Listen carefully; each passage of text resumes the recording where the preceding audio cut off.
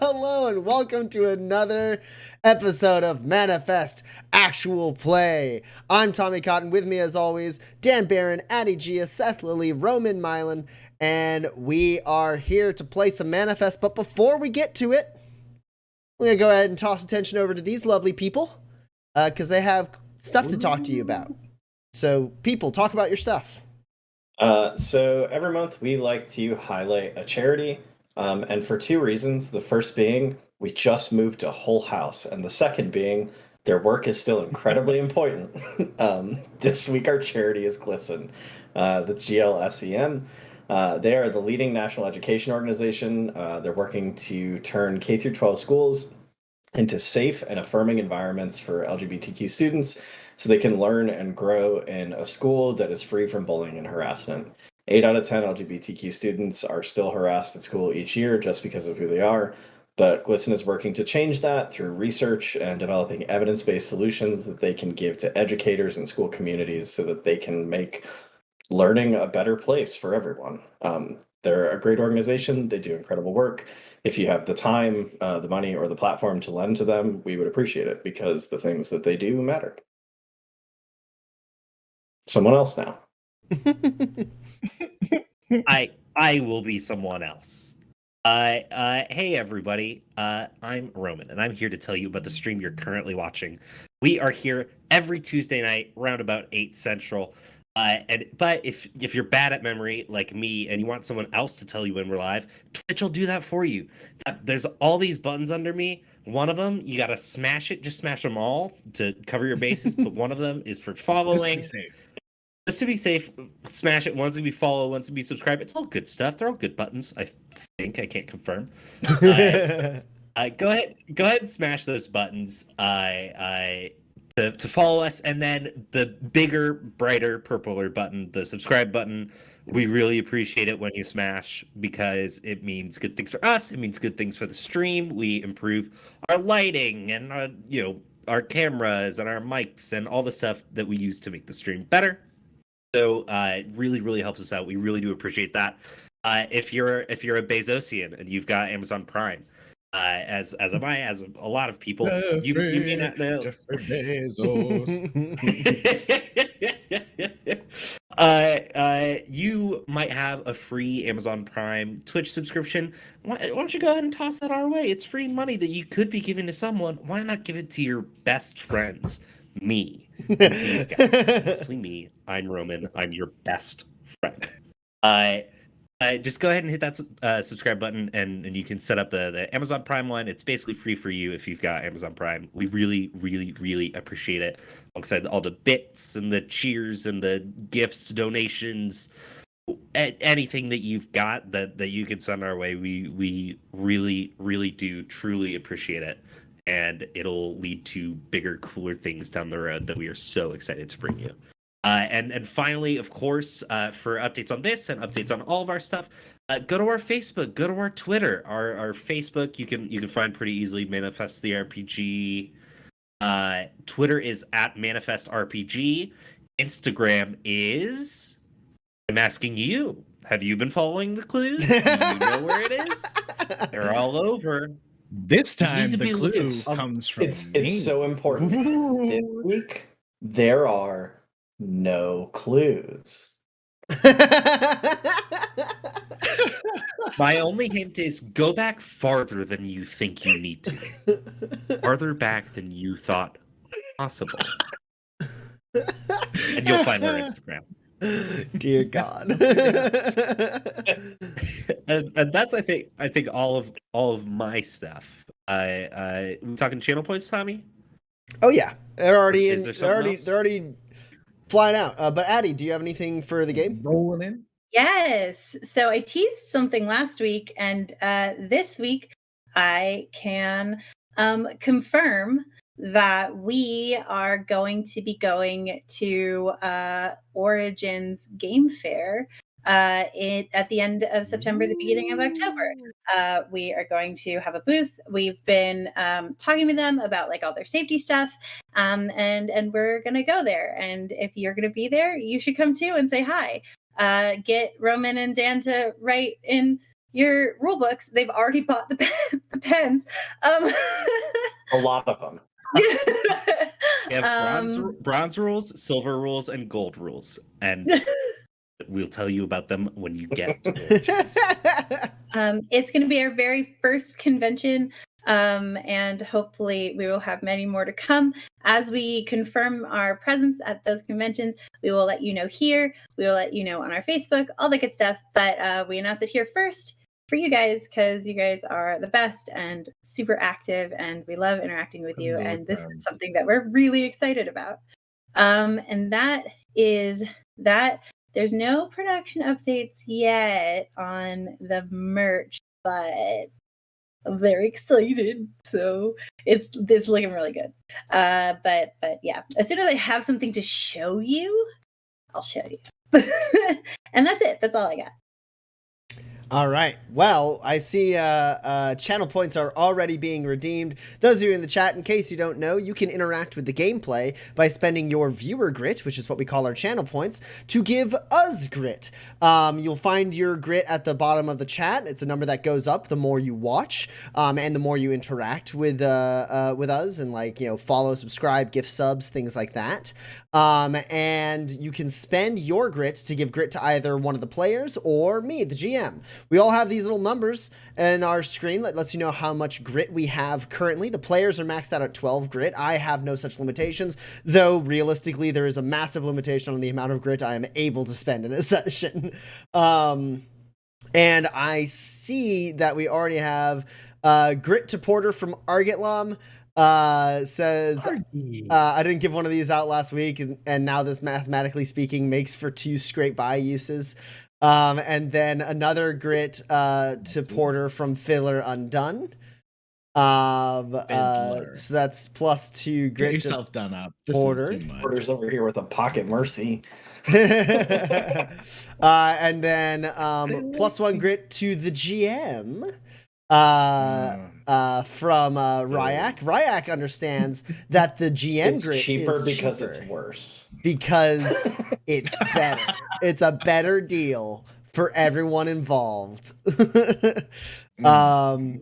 And then Eloise also gets plus 1 grit from Ryak.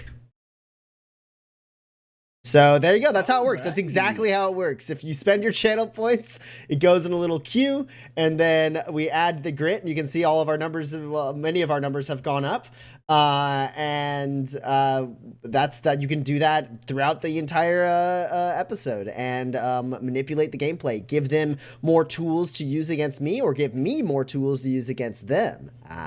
You get to decide. All right. But thank you so much to Ryak, Fiddler Undone, Argetlam for all the grit. Hey, Carnaxis. Hey, Laura. How's it going? Let's get into this game. Let's fucking go. Before we jump into the recap, we're going to take a moment to transport our minds to the worlds of Manifest by looking at some cool character art made by Kate May.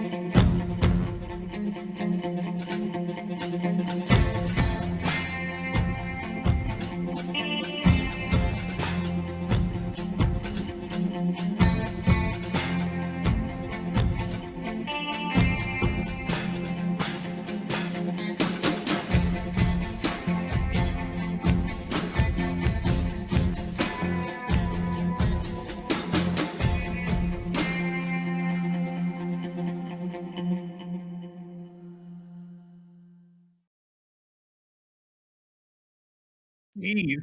What the All hell? right. And we're back. All right. So Unnecessary. previously on, I just abuse them during these loading screens. I just yell at them. Tommy's voice goes all the way to the top. Tells us it's not quite his tempo, and we don't know how to correct that at all. All right. So, what has happened so far?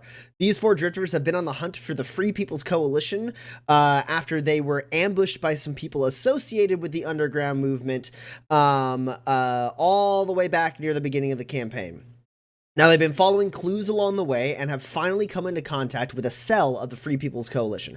The Free People's Coalition, or the FPC, is an underground movement in the Fort Dearborn territory that is trying to oppose the overreach and persecution of the Fort Dearborn military because there's an ever-growing anti-illuminated sentiment in Fort Dearborn and that is quickly being kind of pushed through different legislative restrictions and permissions for the militia.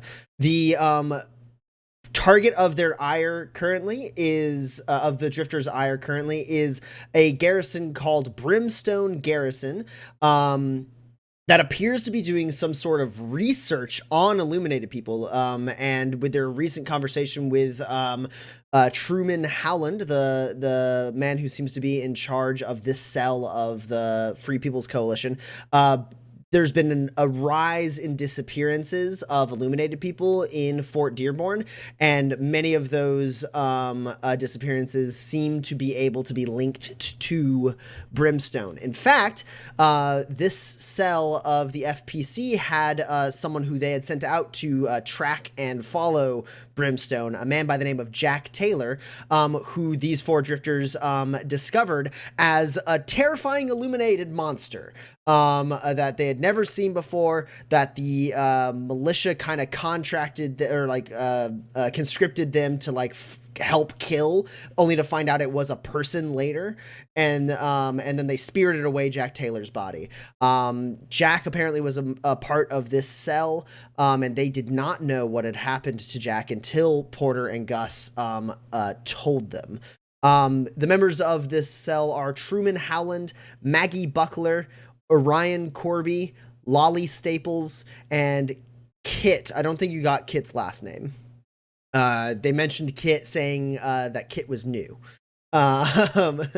But Lolly, out of all of them, Lolly is the only one who is not illuminated, though Porter recognizes the last name as the same last name as someone who is an artisan in the Las Brasas Metalworks Association, Smith, if you will. They arrived in Las Brasas. That is where they are now. It is a settlement right in the middle of the Badlands in Fort Dearborn territory. It has a lively rebound culture. These four drifters got to arrive right as the Northern Division Championship finished up, and the Charlton Chupacabras won, and they're gonna go face the Fairway Smithies in the kind of crosstown seasonal championship game. So the bar that the FPC operates out of is called Sousa's. It's on Charlton Street, and therefore was bumping last night, or this night. It's still the night. All of these drifters were in there. Gus and Eloise danced. Dex danced, and then Eloise danced some more. Both Dex and Eloise taking a turn on the floor with Tori Cazzato, who is the apparently head operator of the Northern LRC Tower, and just loves to dance. And so when we left off last, Porter and Gus had words with Truman. Truman had informed them that he was on a mission specifically from the Raven, the mysterious figure in charge of the Free People's Coalition. to acquire some information on someone who has allegedly escaped Brimstone and has been a deserter who has been on the run for 2 years now. Truman and his people seem to know quite a bit about this deserter, but they don't know this person's name or where they are, and they're hoping that getting access to some classified military records will allow them to piece together the puzzle and be able to track down this person and find out what they know about Brimstone Garrison. Porter and Gus did not make any promises to help out. They kind of left the agreement in a little bit of a stasis, as they said they had to go talk to Dex and Eloise and figure out if they were on board. So they didn't fully commit, and Truman didn't give them all the information yet. Dex, meanwhile, followed a member of this cell, Orion, as he stormed to the south side of town and picked a fight with 3 seemingly strangers, just beat the crap out of them, and was stopped by Maggie Buckler. And then they returned north, and Dex is pretty sure those people did not necessarily have it coming. They just got the shit kicked out of them because Orion seemed exceptionally upset at the news of Jack Taylor's death. And then Eloise right now is at a table with Tori, having danced, and is now, I believe, drinking out of a big margarita bowl in the in the middle of the table. So Porter and Gus, you return to Sousa's.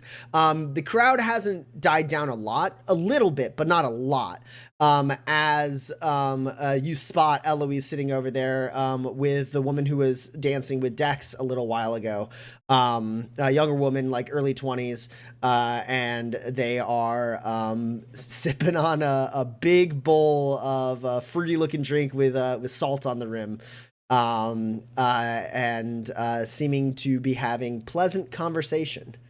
Very quickly, Eloise, you and Tori, it comes up that she's, knows stuff about LRC, and so the two of you are basically just nerding out over LRC, like tech and stuff. Like, she's shocked that you know as much as you do, and also is really interested in the fact that, like, you've kind of a little bit, even though you're not a part of the operators organization, like, you have been mentored a little bit by Waypoint's head LRC operator, and so you two were just talking about that, and that she's asking you questions, and then there's one point where there's you guys talk in tandem as you talk about an old out of date piece that needs to be repaired in all LRC towers. She's like, yes, I know.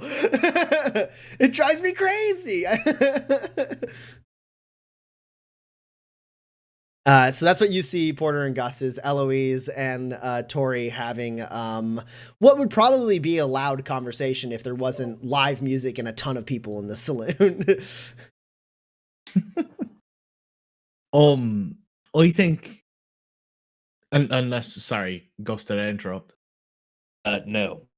Good. Go ahead. Sorry. I think as long as I catch Eloise's eye, to make sure that she knows that we're okay, I head outside, because otherwise it's weird that we're staying in the bar not drinking and I can't pay for a drink. Yeah, let's go talk to Dex. Elle looks like she's having a good time. Well, I'm just surprisingly good at this. I mean, she's really... Well, she learned, apparently. She had to learn. Did you know that they teach dance classes? I did, yeah. For people who can waste time on that sort of thing, I guess. Oh, well. I mean... I don't know. Not anything against the person who dances. I just, usually in the city you don't have time for doing things like that because you're working out the time. Wait. You not like to dance?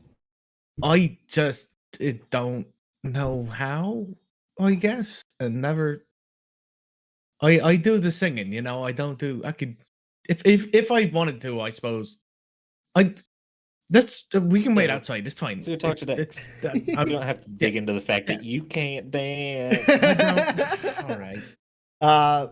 Porter and Gus, you step outside. Eloise, you do see Porter like make eye contact with you as the two of them like head out of the bar.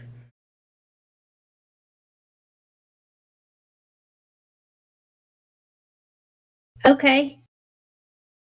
Just keep drinking and hanging out with Tori. Okay. Yes.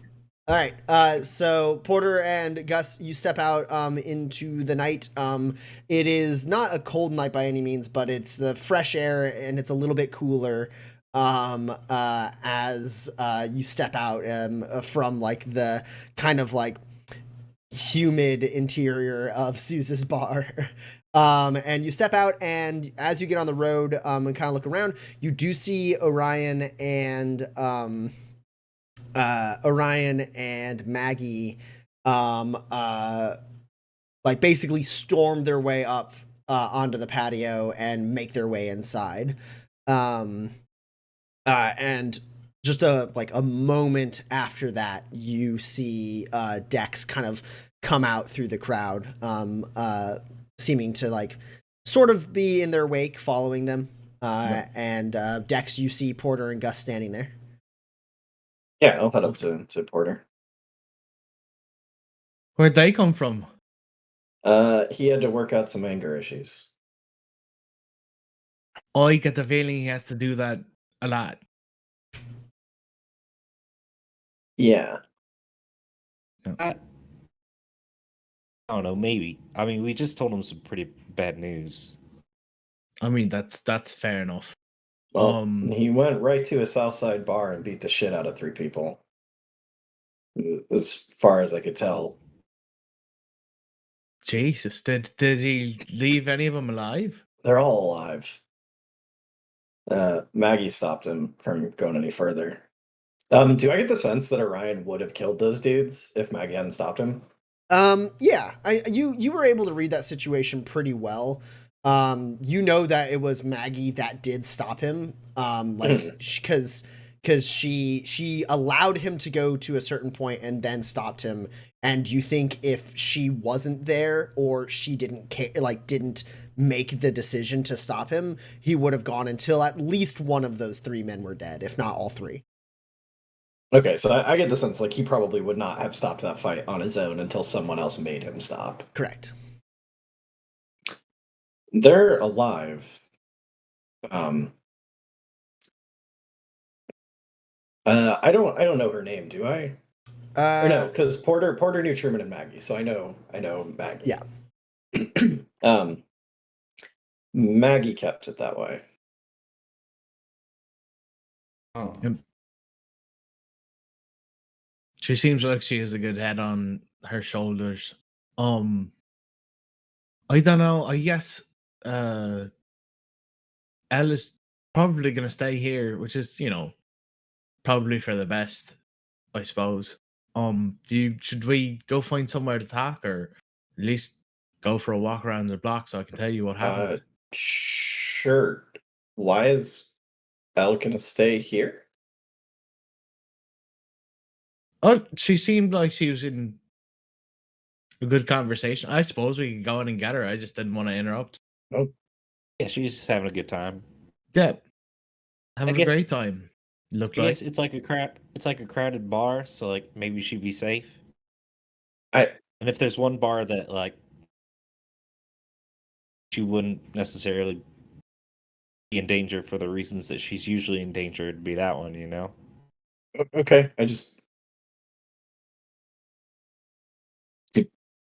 Do you not want to tell her what happened in there? It seems like we're done I mean, here. we can tell her later. What do you mean? I can get her, or we can get her up to speed, I suppose. I don't care either way. She is sipping a giant drink, so I don't know how much she'd be ready to talk to us about this. Okay. So I mean, you've known her longer than me. I'll leave it to you.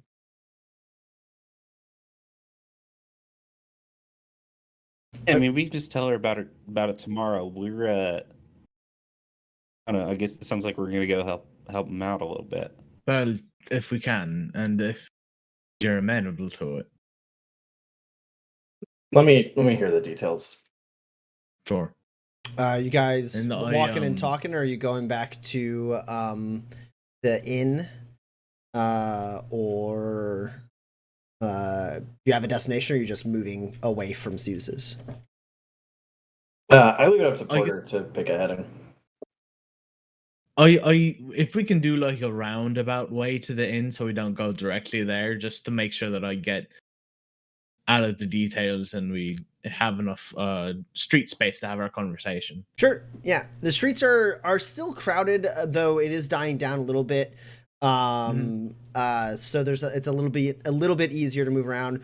Occasionally, you're interrupted by people like coming by and like giving like Gus a big high five, or like just like cheering, and like every once in a while, like just like gunshots ring out and drown out your words as like people are kind of celebrating. It does look like they're kind of like, maybe there's like half an hour to an hour left more of like celebration before this part of town dies down a little bit more, to a point where it's like just slightly less crazy. Right. And I think as we walk, I kind of recount the details of the meeting of Jack Taylor kind of being their agent on the not on the inside, but their spy on Brimstone, and the bad news, and the way that we can help them. In turn, we can get our meeting with the Raven and get more information. Also, kind of give him my sizing up of Truman as well. Can you give me a quick reminder of what that was? He seems genuinely for the cause. It doesn't seem as though he's trying like he's manipulating or manipulative like the Colonel was. And just that, he's there to advance the illuminated people, and that's his only goal, in that he kind of trusts the Raven's plan implicitly. Well,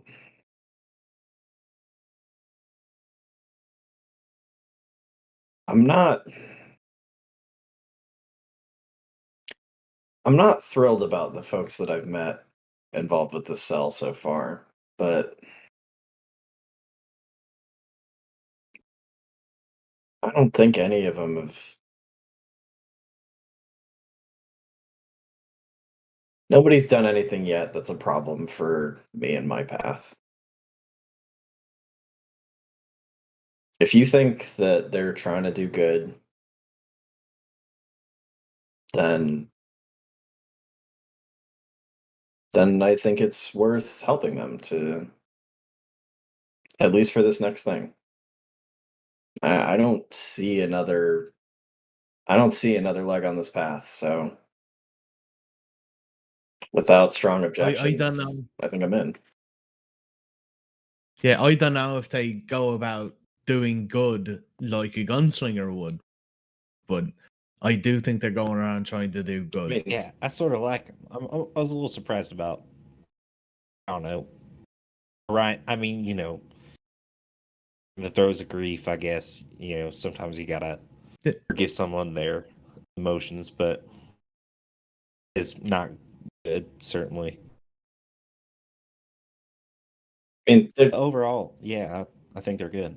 okay. Yeah, then yeah, you can tell them I'm in. Okay. So in case, because we kind of were glossing over like being like, oh yeah, and then I tell them what happened, there are a couple things that I want to make sure were communicated and remembered. One is while they don't seem to know Kenny Mathis, they don't know that name, they don't know the name of any of those people who were with Kenny Mathis. Truman did say that he might be like the Raven might be interested in talking to you, and if there was someone, if they're part of the FPC, the Raven would be able to like give you more info on that.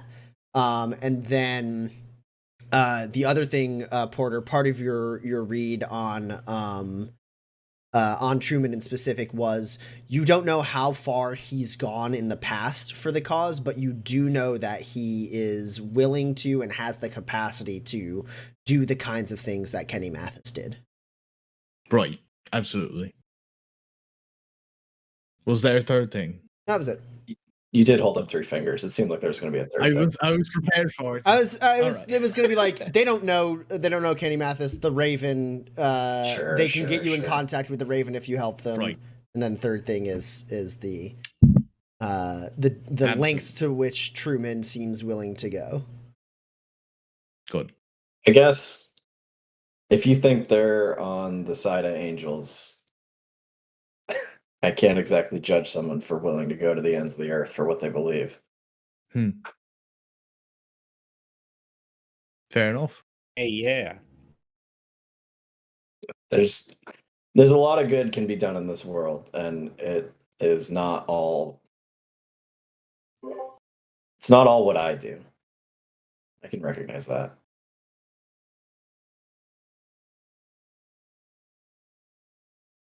I don't know how it is. You're always the person who seems the wisest of our group. No offense, present company. But you're also what? You can't be more than 2021. I turned 21 in a few months. That's just. I did. And you're out here teaching me. I have lived almost a third of my life, more or less in a monastery, dedicated to self-reflection.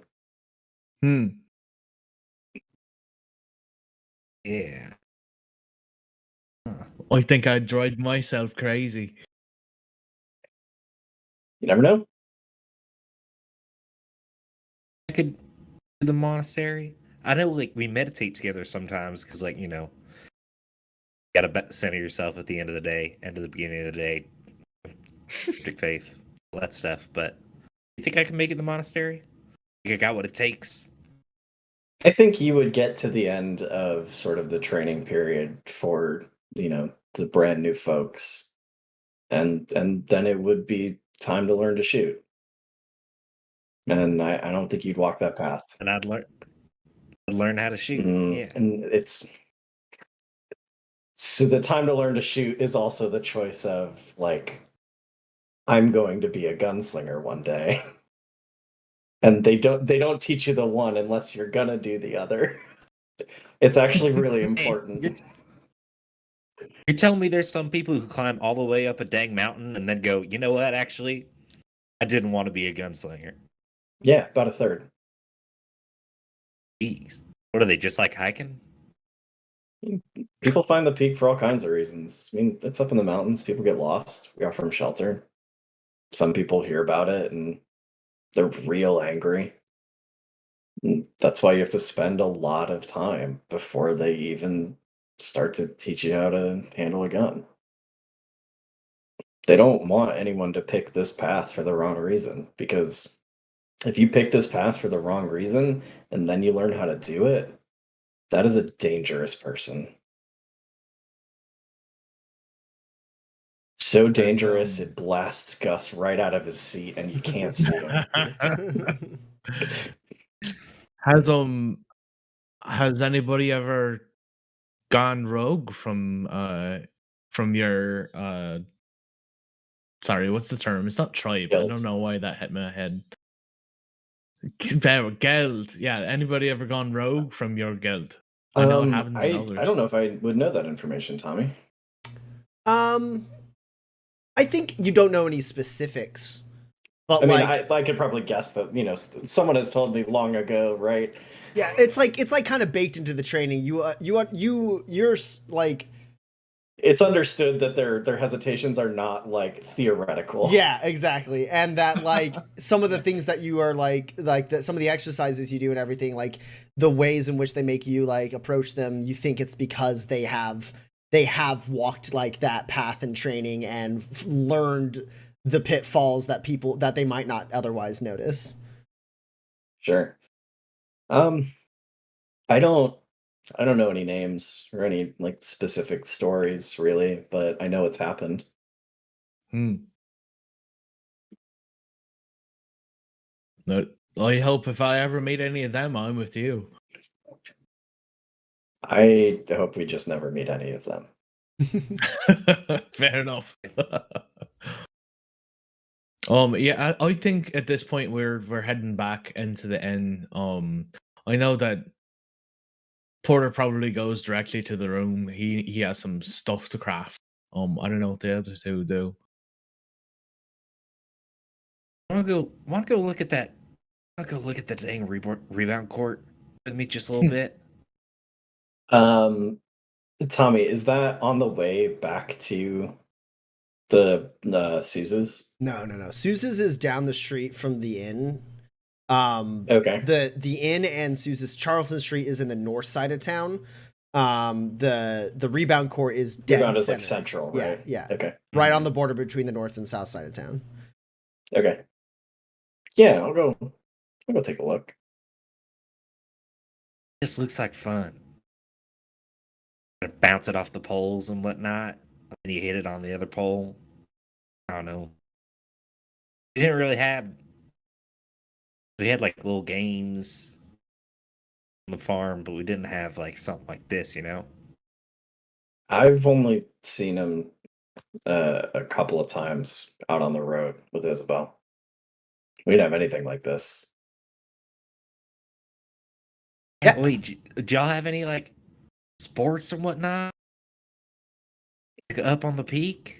Y'all have any games you play? I think we had games.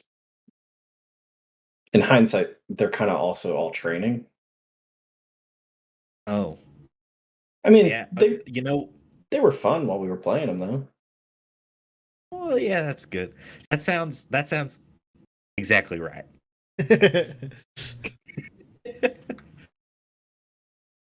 Yeah, let's go take a look at this dang court. See if somebody left a ball around. We could huck around a little bit. Yeah, so you walk back towards the center of town. By the time you get there, I mean, Charlton Street is the part of town that is still like super alive. The rest of the town seems to be quieting down. You walk down to the middle of town, and you see it's the lights are off. It's pretty dark, but there's still some buildings around with like lamps out, and you can see like through like the light, like ambient light from like the stars, even though the moons are both mostly covered at the moment. You can kind of see the silhouette of the court, and one of the main lights that's helping you out is there's like the kind of like courthouse, like mayor's office that is on that same kind of like lot almost, and it's still got a couple lanterns out lighting it, so pretty easily you can find it and you get to it. And yeah, it's not like gated or anything like that. There's a couple bleachers on either side, and the court itself is quite long. It has 5 posts in the center, kind of in an X-like formation, with like a lot of spacing in between them, and then all the way at either end there's a post with a little basket at the top of each of them. And you look around and pretty easily can find like, you know, they're like in the like little, basically like almost like the front of the bleachers, close to like what you might call like the dugout almost, of like where the teams like sit in the when they're like not on the court.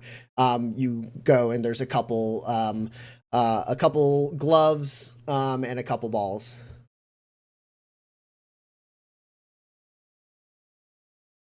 Think you could toss it in from here? Yeah. Let's see. Yeah, I assume I'm about to attempt the like halftime half-court shot of rebound. So you know that you don't try to throw it into the basket. The basket, you get a point if you hit their post with the ball. You also get a point if you hit it in the basket, but the basket's not for you to throw it into. The basket is specifically if you can make it all the way there and dunk it in the basket, then you get 3 points. Sure. Or maybe it's 4. Forgot. You get You more said than 3 1 before. points. Yeah, no. I understand. Okay. I'm throwing for the basket. Okay. I can hit a post from here. That's nothing. Yeah. So we'll go ahead and do this can be a ranged test. Say no more. No, I do say more. If you're standing at the middle of the court and trying to throw it all the way and not just hit the post but get it in the basket, you're throwing at a -7. Okay. I do that. Okay.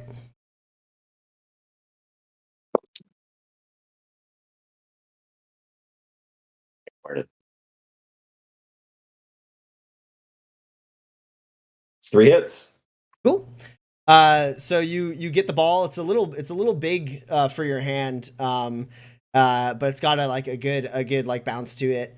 And then you kind of like size up, look, and just like your gunslinger training kicks in, you like sense the wind in the distance, and then you just like pull back. You give it a huck, arches all the way up, and not only lands in the basket, but manages to like kind of roll around in the basket and not just bounce straight out. Oh, dang, Dex, you're a professional. I don't think that's actually not sort of the best way to play, but Good shot. thanks. Here, let me go. I'll grab it out of the basket. How tall is the basket? The basket is well, so the post itself is like 9 feet tall. So the top of the basket is like another like maybe 1.5 2 feet. You have to reach over. Yeah. For like a 10-foot regulation hoop. Yeah.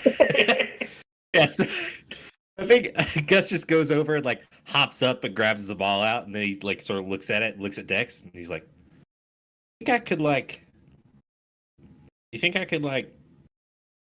do the thing?" You just jumped up it and grabbed it out of it. Yeah, but do you think I could put it in? Yeah. All right, let me try it. I want to go for a decently nasty slam dunk. So yeah, there's like basically a small like ring around the post, and you have to, in order for it to be like a legal dunk, you have to be outside that ring and leap up into it. So you pull back to get like a running start. And real quick, you said I've seen rebound before, like a couple of times, right? Mhm. What's the nastiest dunk I've ever seen?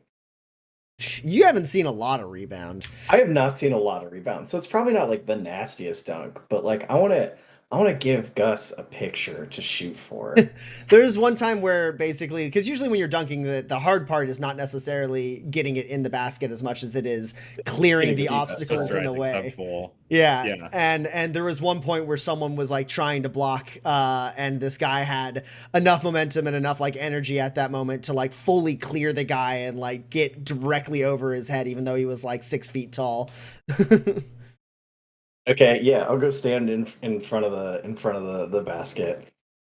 So I haven't watched a lot of rebound, but one time I did see a guy jump completely over another dude on his way to dunk. I bet you could do that. Yeah, I bet it could. Oh, is that dude gonna be you?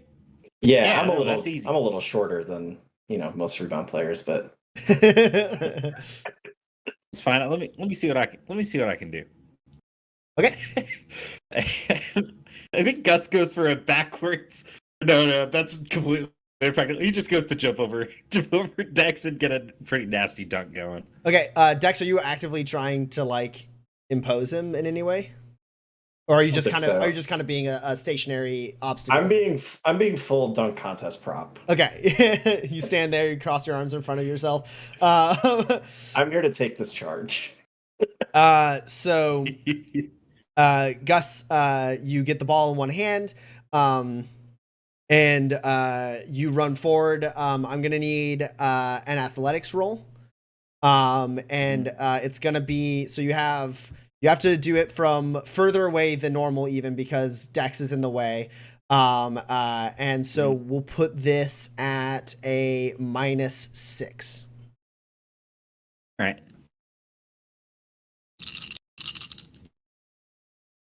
Athletics, yeah. Who Yep. said?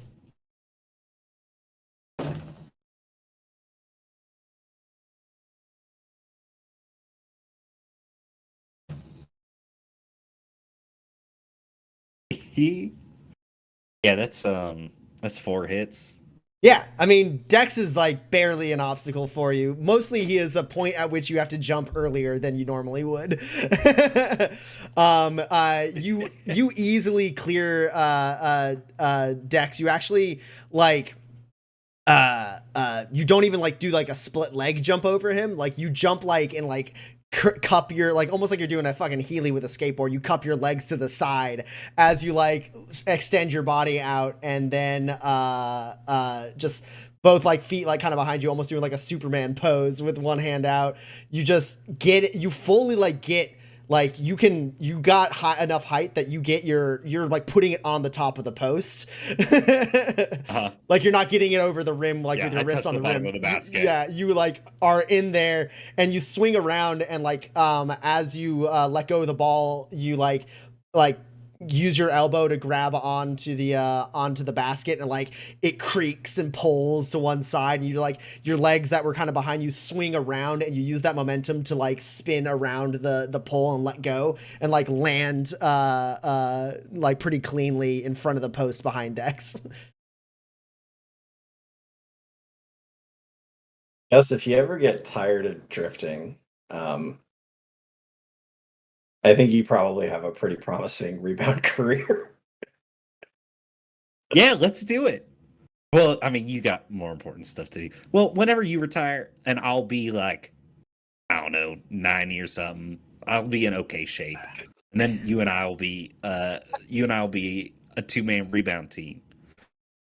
This time, hold ball over your head. I think maybe they just like play a little rebound for like 20 minutes or something. Yeah, Yeah, sure. for sure. When we're done there, Dex does go to like make sure Eloise gets wherever she's going tonight safely.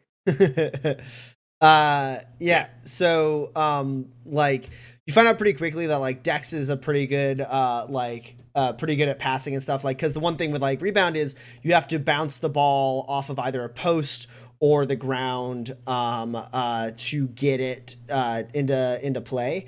And so like there's a couple moments where like you guys set up a couple plays where like Gus is like halfway between midcourt and the basket, and like Dex like is on the other side of midcourt and like throws it against like one of the outside like posts, and it like hits at the right ricochet that like Gus can catch it and then turn around and leap up in the air and like dunk down.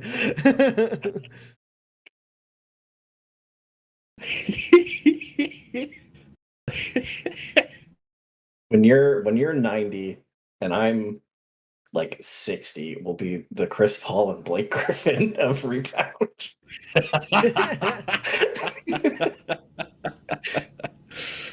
Yes, absolutely.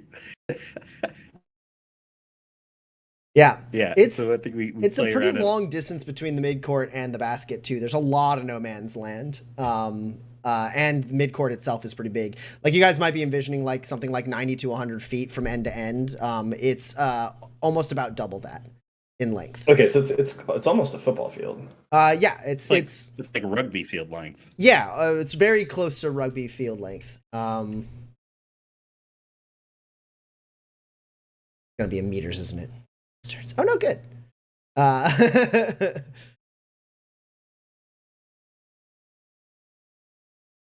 It's a long field. No, not quite rugby. Rugby pitches are even longer than football fields. Wow. Yeah. So a little bit shorter than a football field is probably the better way to look at it. But yeah, we just sort of like play around and like toss it around and have some fun, like do some nasty dunks and some sick shots. Like you think you bounce it off the pole and then like into the basket, and Dex like does it 3 times in a row. That one's a pretty impossible to bounce it off of one of the mid posts and also make it in a basket. Yeah, no, like clearly that's insane, but I Nah, bet the real thing- Ducks could pull it off, especially if you used grit to go it strong. Yeah, the real one is like you throw a laser beam like directly at the basket, so it bounces off as Gus is going into the air, and then he dunks it. we invent the alley-oop. Yeah. Meanwhile, what is Eloise up to? Porter is getting ready to rest in the inn. Dex and Gus have gone to play around in the rebound court a little bit. Well, I was making friends with Tori, I guess. And people keep buying me drinks, so I keep drinking them. It seems rude not to. And so I don't know. Just Yeah, I never so you're not never- like you're not pumping the brakes at all. Basically. I never been out before. Cool. Roll an endure test for me. We're gonna put it at a -4. Okay. Or not endure, sorry, negate. Damn it. Yeah. I thought you were Endure I was is for like, oh. hangovers. Endure is for pushing through hangovers. Yeah, for sure. Okay. Well, this is pretty impossible, so we'll find out how it goes.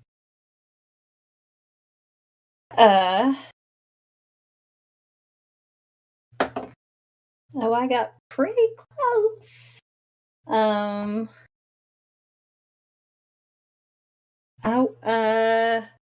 will spend 3 grit to go it strong and count this 1 hit. Okay. Oh my god. I was rolling for ones. At a -4, I'm rolling for ones. So Eloise, you don't throw up. Great. But everything is spinning, and that's the last thing you remember. Okay. Oh shit. So Dex and Gus, how often do you? Oh, Eloise, Argotlam gives you a grit, saying 1 grit for that 1 hit. Thank you. Yeah, Dex and Gus, how long do you think you hang out and play on the court? It took you about probably about like 10 to 15-ish minutes to casually walk your way down to the middle court. And you can hear like up north the roar of like Charlton Street. It doesn't quite die down, but there's like a steady decline in it as it goes. Fewer gunshots. The gunshots per minute go down. That's good, honestly. Yeah, probably like 20-30 minutes, right? Yeah, I was thinking like 45 minutes at the absolute most, but probably closer to a half hour. Because I think Dex left that bar very confused about why Porter was fine leaving Eloise there. And is also now constantly remembering, like, back in Waypoint, like, you left me alone in the dark. Yeah, I think 45 minutes if we get carried away, which there is a chance. Okay. But that's like the most. And then we'll both probably head back and grab Eloise. Okay. Especially if we start to hear things dying down and we know like the bars are about to close or whatever. Yeah, well, saloons never truly close on Manifest, but yeah. I think between a half hour and 45 minutes feels accurate. Yeah. So, about you arrived to Suze's around an hour or so after you last left it, and You get there. The crowd has calmed down a little bit. There's only like one couple on the like front like patio like porch, kind of like drunkenly like talking to each other and smooching. And as you open up the like doors and go in, you see like the music has stopped for now. It's just people kind of sitting around talking and drinking. And you look around and Eloise is nowhere to be found. Do I see Tori? I forget. Did Tori showed up after I left? You never saw Eloise, Eloise with Tori, but even still, like it is the person. She's the only person I know. Yeah. She might know things. You don't see Tori anywhere. It looks like Tori has finally turned in for the night. Hey, can you go talk to Lolly? Yeah, Lolly is still behind the bar. She spots you, Gus, sizes up Dex a little bit, and then walks over with a small smile and says, y'all are up pretty late. You what happened to your friend?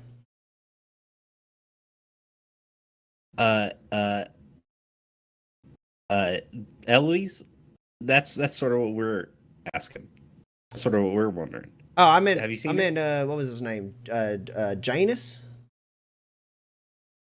Oh, Porter, yeah, he went to bed. He's sort of an old man.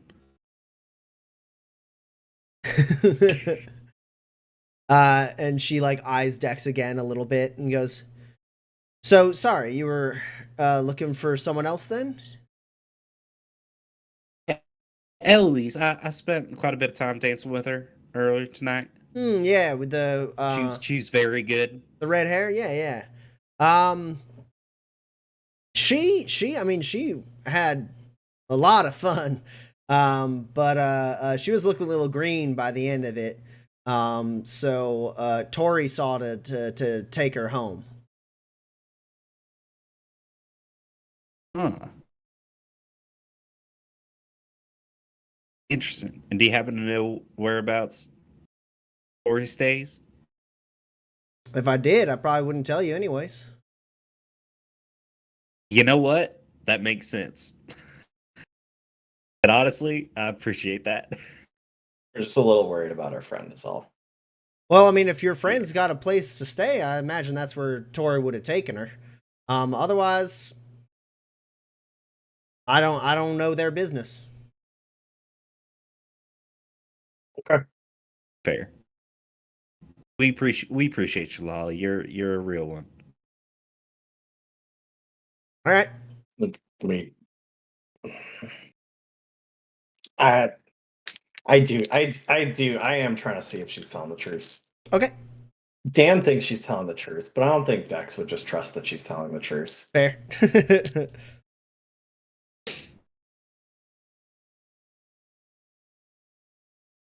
You are up against an 11. I rolled quite bad. I don't have any hits. My highest is an 8. You can't think of a reason why she would lie to you about this particular thing unless she was like actively trying to assist in Eloise. Yeah, unless it was extremely bad. Yeah.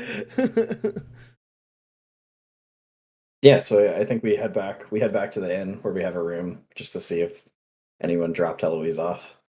Yeah, you go in and did I give the person tending the inn a name? You didn't. Okay. That person's not there. In fact, no one's behind the counter as you go in, which isn't like the most unheard of thing. It is extremely late. But the front lobby is unattended at the moment. Is there like a little bell? There is. I ding it. I ding the bell. All right.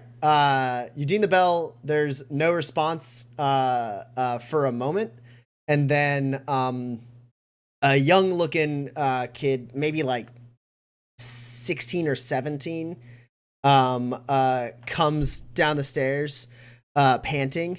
Is like, "Howdy, rooms. We're all booked up." Are you okay? Yeah, yeah. I'm sorry. How can I help you? And he like adjusts like his like jacket, which looks like a little like wrinkled on one side, not quite torn, but he's a little disheveled. Uh, yeah, Wait, didn't we already get rooms? yeah, but Like earlier in the day? I was gonna ask if somebody brought her back. Sure. Yeah, I was trying to remember for my own sake. yes, we do have rooms. I asked this dude, I describe Eloise. Did somebody bring her back earlier in the Oh night? goodness, thanks. I can use some help here. I'm trying to get her to her room. She got dropped off with Tori, and she was walking about halfway up the stairs, and then she just sat down. I couldn't get her to move anymore. We've got the remedy Yeah, for this. I can help out with that. Yeah, you get halfway up the stairs. Eloise is laying on the stairs, like just a little bit past the halfway point, just kind of like resting against the wall. She's not like fully like asleep, but like seems not entirely there. And he goes, yeah, Tori dropped her off, and I said I'd walk her to her room, and I guess I should have waited around for some help. Please, yeah, it's just up here at the top of the stairs. Yeah, I got her. From where my room is, can I hear any of this? Yeah, absolutely. Like you didn't quite hear, the walls here are good enough, and the like neighborhood in general is noisy enough that you didn't hear this kid struggling to like get like this kid who definitely doesn't have like the physical capacity to like take a person who doesn't want to move on his shoulder and move somebody. You didn't hear that, but like as soon as he is talking to Gus and Dex, you hear like kind of a muffled like, and you hear Dex's voice in response, and like and Gus's voice in response as well. So if you want to peek out, you can easily, while you see Gus easily pick up Eloise. And Eloise, while you won't remember this, you are conscious. Okay. I'm fine. Yeah, hey, let's get you up to your bed. Hey, you hungry? You want something? No. Yeah. I bought like some pastries before we left Waypoint, and I've got like one last like bordering on stale but still decent, like strudel or something. something with a lot of like something with bread. You understand? Yeah. Yeah, you can mark off the Give her pastries. something with bread. Grab her some water. Yeah.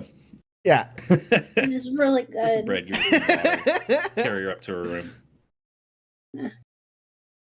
What? Yeah, it's Waypoint pastries are the best. It's Hey, good. Is she all right? What happened? Order. I think Porter like peeks out the door. Comes around. Hi. Oh. I'm Oh. upset. Oh. Yes, you are. Yes, you are, love. Look at you. Where'd you go? Oh, there you are. I'm still. Let's get you to bed, eh? There we go. It's really good. It's bread. I dropped it on the floor. Can you get my got it. bread? No, hold on. All right. It's very good. Here, keep eating that. Yes, it's really flaky. I don't know how they do it though. Here, hold on. And can I like whip something up? Just like, I guess it's kind of like the same convalescence thing that I do. Just like make her a tonic, so I make sure that she at least doesn't wake up with a quick with a antitoxin pounding headache.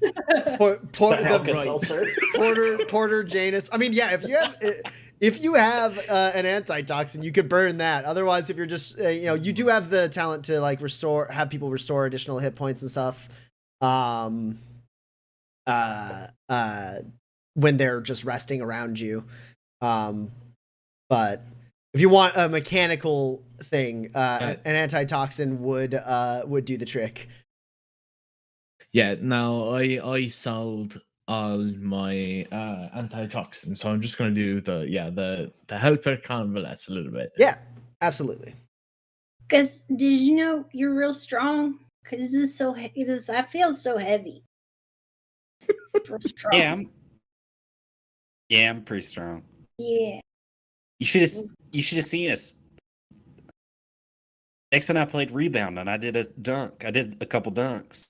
Oh, dunk? What? This is cool. Did you know that you're real strong? Yeah, I feel real heavy. yeah. Oh, good. Nah, you ain't. Is You ain't Porter ready. here? Yep, right here. Ah! Hi. He's making up some porter alike.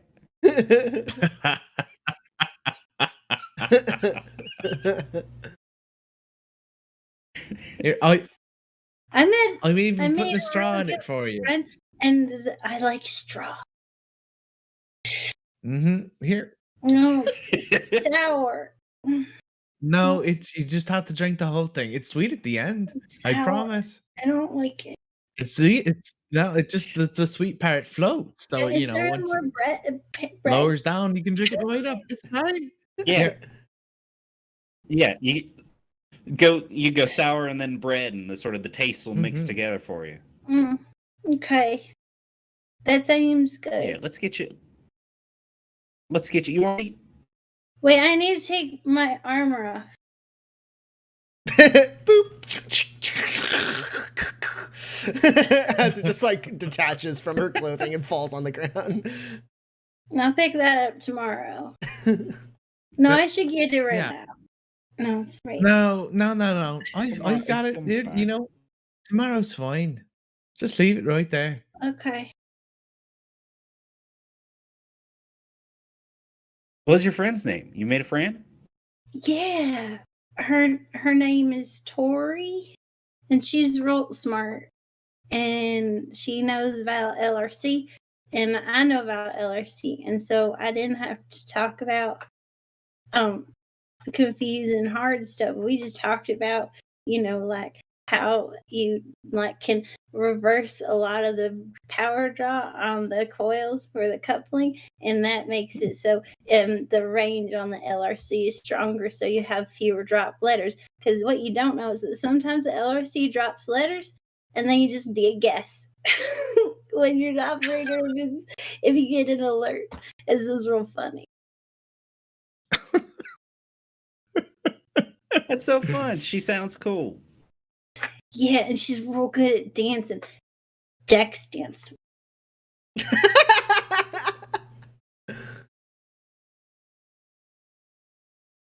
He looks Dexter pretty good on the there. stars. But then he left. Ha!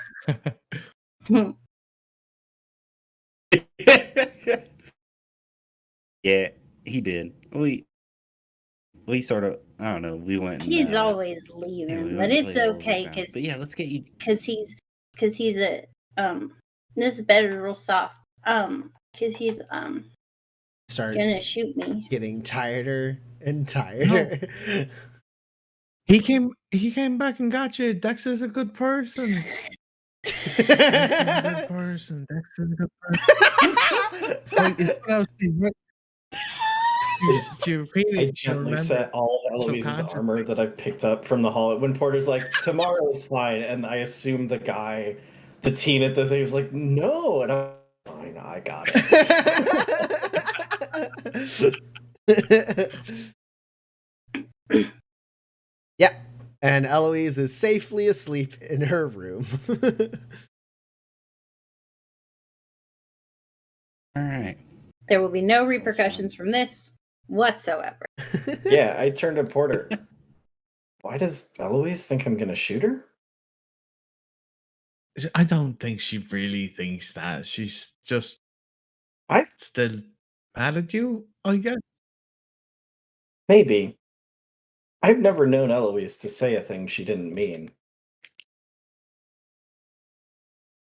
I've never seen her in the state she was in tonight, so a lot of firsts for night, I think. Oh, maybe you don't know that Elle killed 5 men in cold blood. Or maybe you can ask her about it tomorrow. I'm going to bed. Yeah, about time for me to meditate and hit the hay. Yeah, good luck with that. And I'm gonna finish up my project and also hit the hay. What project you working All on? right, good night, y'all. See y'all in the morning. So I've been crafting. Did you? Are you just? tonics. Did you already complete the roll, or is it time for another No. roll? I wasn't asked to roll, so I didn't roll. What you got? What you making? What you brewing?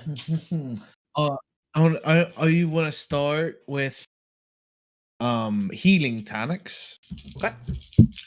Tier 1, 2, 3, 4. I'd like to go. If it's tier 3, it'll take me days to finish, right? Yes. Probably. At least a day and a half. Go. Right, I'm gonna go for tier 2. Okay.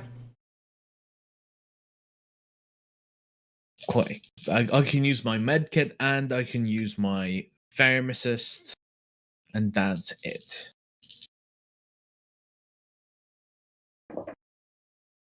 Oh well.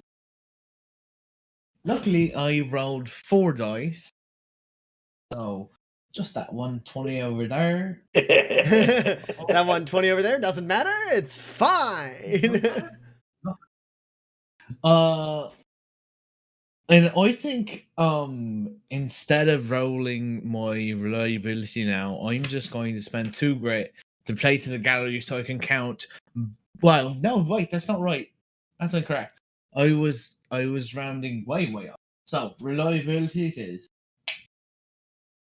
Oh, that's a 7. You're looking to get 4 successes.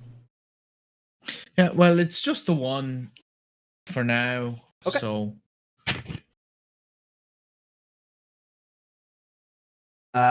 Cool.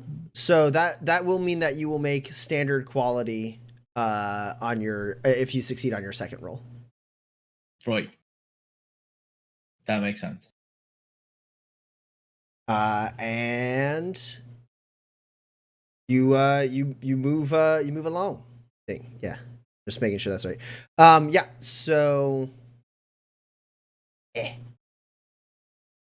Watch Tommy check his notes to see which night the ambush is on. that's gonna that's basically you work on that a little bit tonight.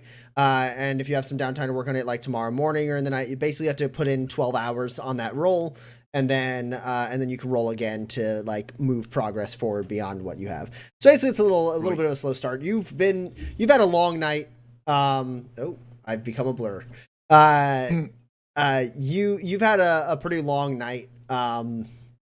So you get to crafting, but you don't make a lot of progress tonight. You kind of mostly just like get it set up and get the ingredients like prepped and get it started, but nothing. You don't actually go to bed with anything like brewing overnight. You're just like, I'm dead tired. If I start something, I might start a fire.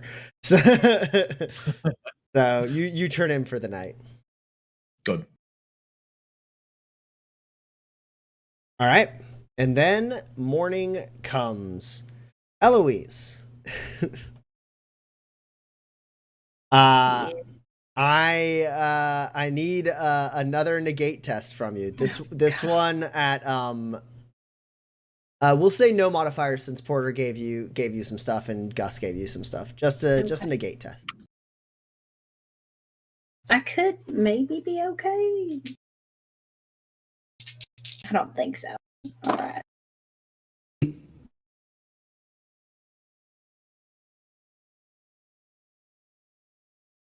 I will spend 2 grit to play to the gallery, which makes this explode. Yeah. Okay. So that is 2 hit. Oh, I just lowered my grip. Let me fix that error. You got 2 successes? 2 successes. All right. You wake up. You feel dehydrated and tired and a little achy, but nothing that is going to hinder you in any mechanical way. You just don't feel like 100%, but like some food, some water, and just a little bit of time, you think you'll be fine. But yeah, for you, it might be one of the worst hangovers you've ever had. Mm-hmm. I mean, it's okay. I'm pretty young, so Yeah. I just figured because you've never like drank that much ever. Oh no, for sure. I never drank that much, but also my liver's brand shiny new, Yeah, so exactly. maybe okay. So yeah, you just wake up and you're just a little, you feel a little dehydrated. You got a slight like whisper of a headache that could grow if you don't drink any water, that kind of thing. Mm-hmm.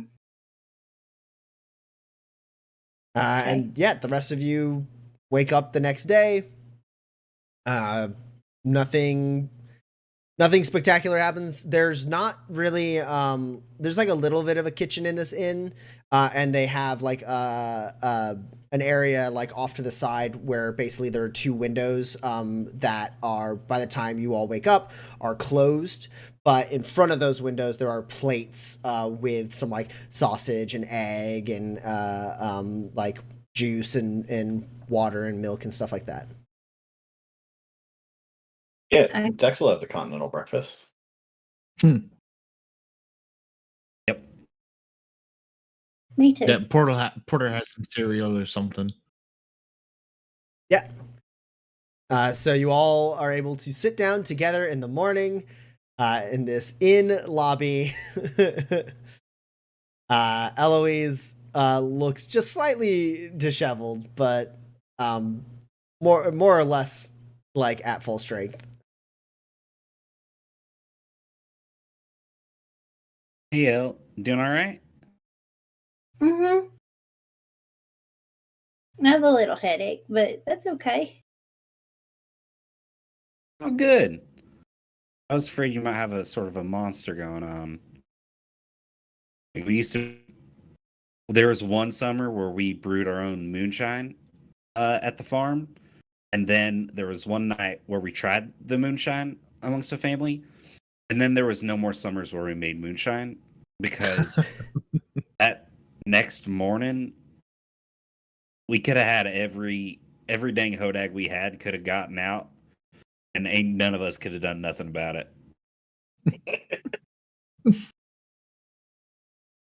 Wow.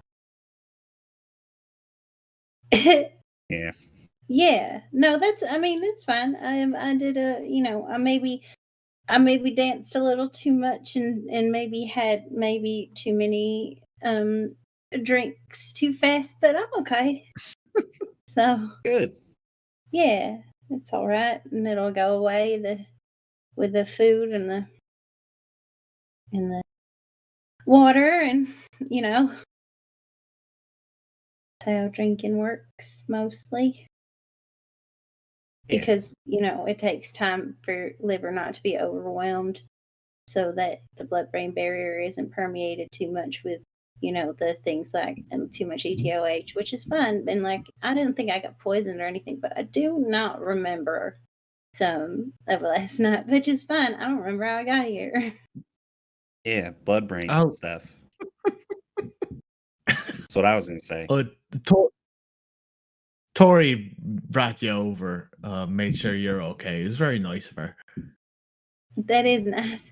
She's real smart. She's the LRC head LRC operator in the North out. Being loud is maybe not great. And it's fine. So Fair anyway, enough. you didn't. You Um, went. You left. You left, and you all left. What happened?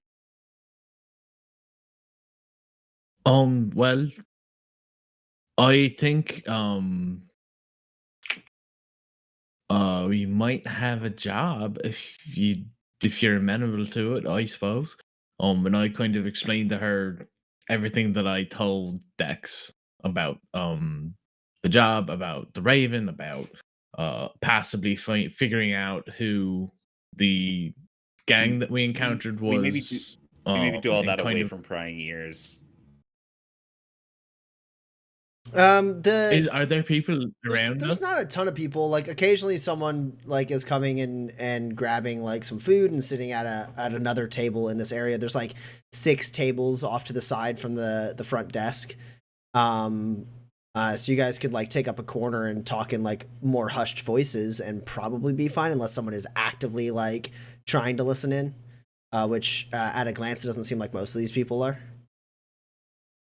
I also, I mean, I think in addition to that, them avoiding, using the actual term of FPC and any names of the people that I encountered, just like the people that I was meeting with, this and that. It's very general. Their organization and stuff like that. Yeah.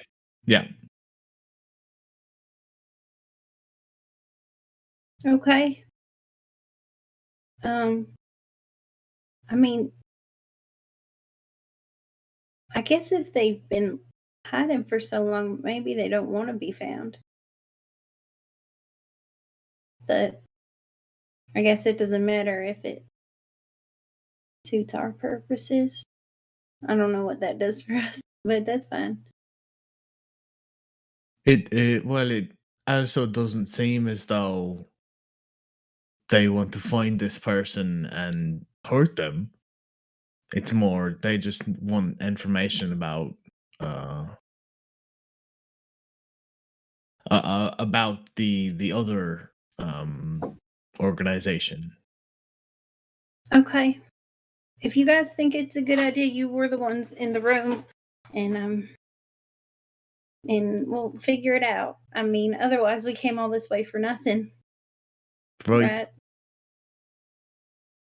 Yeah. So it's not really like there's All much of right. a choice. So let's just do it. I think. Then I guess he won't send us on this quest or whatever you'd call it without meeting all of you. So should we just get together and I can get in contact with him this afternoon? It's good. Yeah. Good. Yeah, I've just got some work to do and just trying to, hopefully we can leave the town with a couple of spores in our pockets. So just give me the chance to do that and we'll meet up. Okay. How much time do you need? It shouldn't be too much, I say confidently in my dice. Well, so you could spend this morning finishing up the 12 hours of work you had to do for your first roll. But then it's another 12 hours after that for the second roll. So at that point you're looking at like nighttime. You said afternoon. So like you could get progress going, but like your work won't be done until that night. That's fine. I can just work on it tonight. Then should we just go straight over then? I mean, if you want to work on it now, that'd be fine. I was going to casually sort of walk around town, maybe see if anybody was up late last night, and just happened to see X and I crushing it at rebound. I was like, oh my goodness, I got 2 spots I need to fill desperately on the team. But if we want to go, that's fine. Right. You're trying to be headhunted. I understand. I get it. You didn't see it, Porter? And I ain't never really seen a rebound, but I can look you in the eyes. I can tell you, I can give you my word. X and I are really good at rebound. So I believe you. I'll take you at your word. Yeah. Pretty good. But yeah, we can go. That's fine. You're the one who really made contact, Porter. I guess you and Gus. So whatever you guys think. I wasn't in the room. Let's go meet him then. Okay, so you're not finishing up the first 12 hours. You're just going straight from breakfast to Sousa's? Yes. Okay, cool. So you guys finish up your food. You hit the road. Stark difference on Charlton Street. Not a lot of people out and about right now. Very quiet this morning. What people are around are people who are like opening up shops or going and getting like, picking up laundry from the laundry, or like going and grabbing some produce for like food that day. And everyone seems to be moving pretty slowly. Not like meandering and groaning or anything, but in general, the energy has shifted to that of a very tired morning for this area of Las Brasas. As you make your way down the road a little ways and find yourselves at Suze's, which is dead quiet in comparison. As you walk in, and Lolly is not behind the bar when you walk in. Instead, a much older woman in her mid 40s or 50s is sitting there kind of like setting up the bar and with like a notepad, like writing things down. And she turns to you, sees the four of you walk in, and like slides the notepad into her apron and gives you a smile and says, "Welcome to Suze's. Have a seat. What can I get you?" Cheers. I'd like. I think me and my friends would each like a feather fall. All right. Janus? Porter Janus? That's right. Right. All right. Did you want the actual drink this early in the morning, or you just want to head back? I'd love to head back. I don't think I could handle the hot sauce. She folds up the bar and walks out and like opens the door and like just gestures to the closet for you to go to, and then gets back to work. Cheers, thanks so much. And you lead your companions down the stairs. And Dex and Eloise, this is the first time you see, basically there's like the closet with a spice rack, and right at the bottom of the spice rack is a handle. You open that up and you head down some stairs into a sort of basement area. There's one room that's a little bit cluttered with like notes and shelves and a couple maps. And there's there's a door leading off of one way, and then there's a like more of an archway with a curtain blocking like the other way. And as you like walk down, when the door opens, when you open up the door, you hear a little bell go like ding ding ding ding ding ding down the stairs. And as you make your way down the stairs, you hear a door shut, and you are met by Maggie, who regards you as you're walking down. She tips her hat to you, and looks towards a younger fella who you didn't see last night, so you can assume is Kit. He's got like dark black hair. He's pretty slight of frame, but still like athletically built on that kind of like shorter and more narrow frame with like smaller shoulders. And he looks up and sees you coming, looks to Maggie. Maggie gives him a nod, and he closes his book and stands up and goes through the curtain. "Well, y'all don't waste any time. Quite early to be calling. Have a seat." I appreciate it. I just figured you all would like your answer as quickly as possible. Let me go get Truman. I appreciate it. Walks up to Dex and Eloise and says, "Maggie Buckler." Dexter Bailey. She shakes your hand. Eloise. Shakes your hand as well. And then walks back to the door, opens it up, walks into what looks like a hallway, shuts the door behind her, and the four of you are left alone in this room for a moment.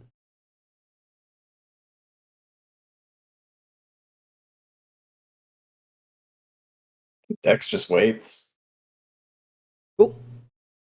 I'm gonna go sit, I guess. Yeah, there's a big round table here with enough chairs, so you guys can sit down or stand. Take a seat. Is there like coffee or something that I could pour them? I mean, you had coffee at the breakfast. There is not coffee here. That's fine then. And just about like a little around like a minute, the door opens back up and Maggie and Truman walk into the room. Maggie is actually now like attaching her like gun belt to her hip and like strapping her weapon on her side. And I'll go ahead and have Dex roll perception at a -3 for me. You mean observe? Yeah, that one. Observe at a -3. And then Truman walks in, sits down at the table as Maggie takes a position by the stairs, kind of leaning up and putting one leg up on the stairs. And Truman kind of pulls his hair back, sits down, and gives you for a smile and says, "Well, I'm Truman Howland. I understand Mr. Bailey and Eloise. Pleasure to make your acquaintance. Mr. Janus has told you about our meeting. How much do I have to catch you up?" They should know everything.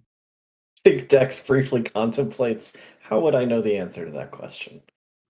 He doesn't quite that part. He's like directing like for Porter to answer, even though he's talking to you guys. Yeah, right. Like his eyes look at like Porter as he's saying that to you, the two of you. Yeah. They know everything. All right. Well, last we left off, you wanted to have some words with your companions, which I can respect and understand. But my offer remains the same, and now we are a day closer to me requiring an answer. So let's get right to it. Are you interested in lending a hand to the FPC? I think for the good of what my friend is doing and for the good of your organization, I think we can commit to what you're asking of us. All right. That was a lot of words, and last one there at the end was I think. Do we need to hammer out some more details? Does anyone have some questions to ask? Like I said before, I'm not looking for any half-measured commitment here. All right, we're not, like I said, we're not forcing nothing on no one. No one's holding you down and giving you a tattoo. This ain't the family. I'm not asking for you to sign a lifelong contract under threat of death or nothing like that. What I am asking is, are you committed to helping out with what you said you'd help out with? Were you laughing, Eloise? Yeah. He like kind of trails off and says, "Eloise, you got something you'd like to share?" I mean, I don't know how much you know about us. I don't know how much you've been told or sussed out. But that phrase of, I'm not forcing anybody to do anything. Y'all are here your own free will. We've heard that quite a few times by people who were technically accurate in that description. And again, the only people who say, "Oh, we're not forcing you," are people who know that ain't true. You know we need something. You know we don't have anything else to go on. You know that you can ask us this because of that. I don't think obfuscating is anything that you need to do. Of course we're committed. It's the thing that we need. I ain't trying to do a song and dance for you there, Eloise. I assume you're referring to the time you spent with Captain Schaefer in the Malachite Mountains. Now, we ain't like that. Now, if it's something else you want, I talked with Mr. Janus and Mr. Gurley at length. I understand what they want. I don't know the two of you. If there's something else you want, if you're not looking to join the fight and you wanna find somewhere quiet to hide away, we can arrange that too. The FPC don't always need fighters. And we're here to help, one way or another. I know Mr. Janus and Gurley are both willing to fight, but I don't know the two of you. And you there, sir, you wear some fine pistols on your hip, and all I know about you, Ms. Eloise, besides the fact that you sport some pretty impressive tech there, is you know how to enjoy yourself on the dance floor.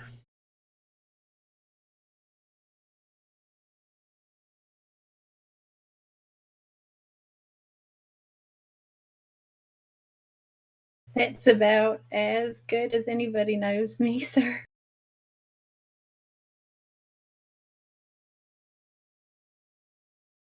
So which one of us is the one obfuscating? You didn't ask. I specifically did. I asked if you were willing to fight. And I said, yes, of course we are. Because we have to.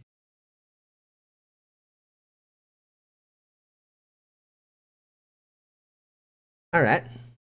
I suppose so. Same kind of mentality that got me in with the FPC. Didn't really see another option. Only way to make a difference was to join up. Mr. Bailey? What kind of difference are you making? Well, I mean, what's the end goal? Is it just to stop the militia? Or is it more than that? well, Mr. Janus asked me that same question last night. When it comes down to it, what happens after the fight ain't my business. That's not why I'm here. That's not my job.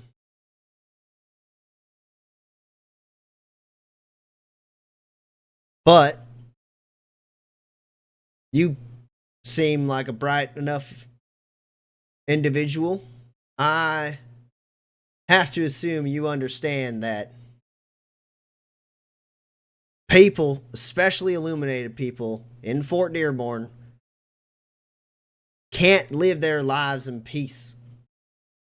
They have to live in fear. Some of them are hunted for no reason other than being who they are. You can't control that kind of thing.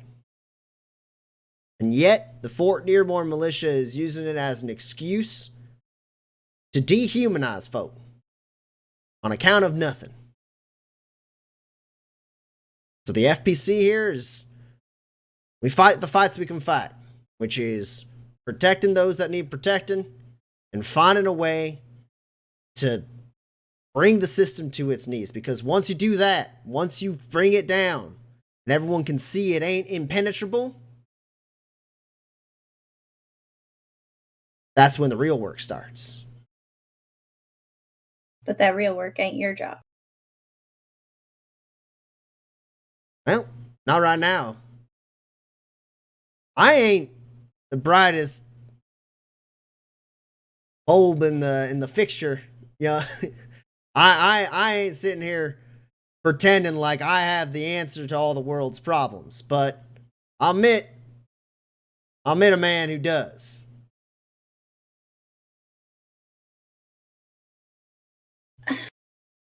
Zealotry, I think, has to be tempered.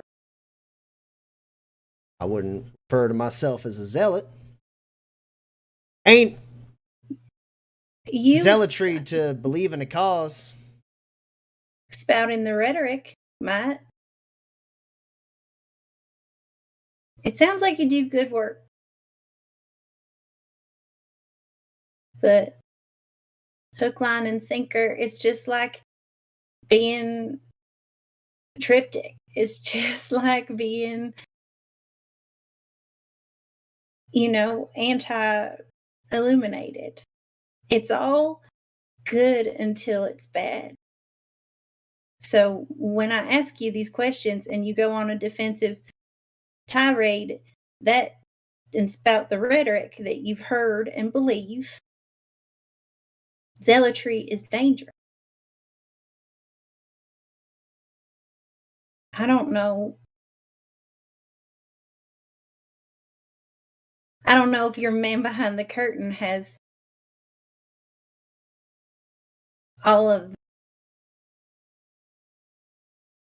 told you. I think maybe you seem to believe real strong, and that's real good until a point. And then do you turn on us the second it ain't good for you? You're scared of us, we're scared of you. Should I be scared of you? I got off on quite a good foot with Porter and Gus here.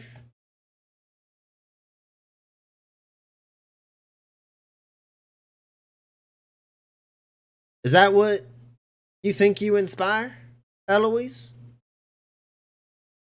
Fear? He kind of like looks a little bit deeper into your eyes and goes, that what you grew up with?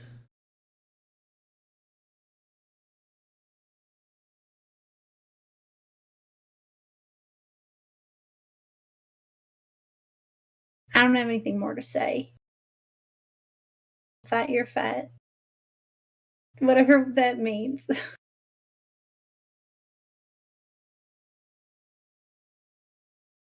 You've been made to think that people are afraid of you for a good reason, it seems. People ain't afraid of me. You're awful quick to assume I was.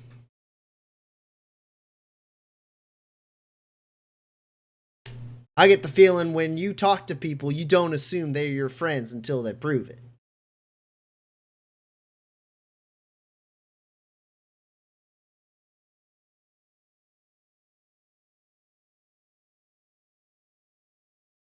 That's something they taught you to believe about yourself and about other people. Truth is, that ain't what people are. That ain't what it's like. This movement exists because people want to help.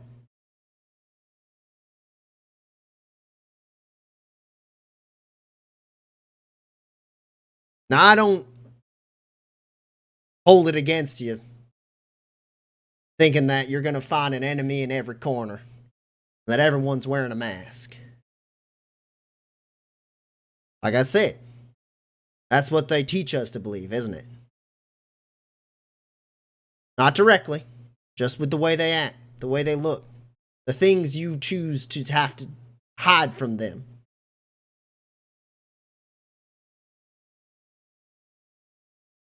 Well, here, the FPC, while you're down here, you're among friends. You ain't got to hide nothing. And one day, it'll be like that everywhere. Once we get them that instill the fear out of power.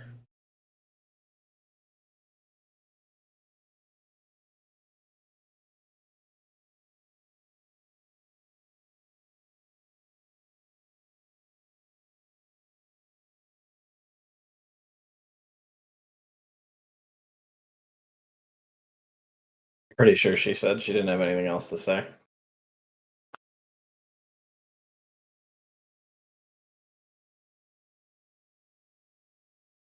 Well then.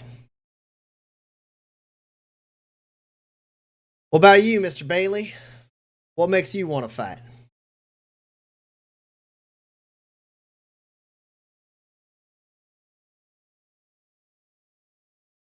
There's evil in this world, and sometimes it needs to be shot. He raises an eyebrow at that. Not always, but sometimes.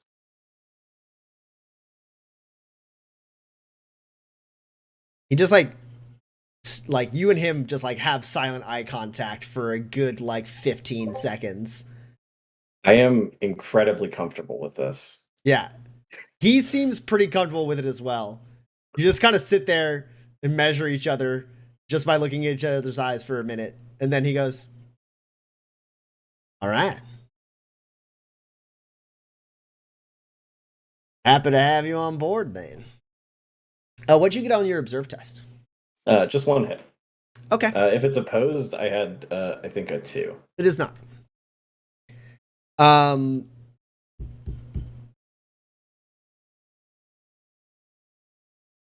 So you notice that what would be mistaken as a gun on Maggie's belt, as she's like getting it strapped onto her leg and everything, you actually realize it's quite too large to be like a pistol, even though she kind of holds it in that place. You realize like judging by its design, it's not a firearm. She's got some kind of like sophisticated crossbow there in her holster. Good to know.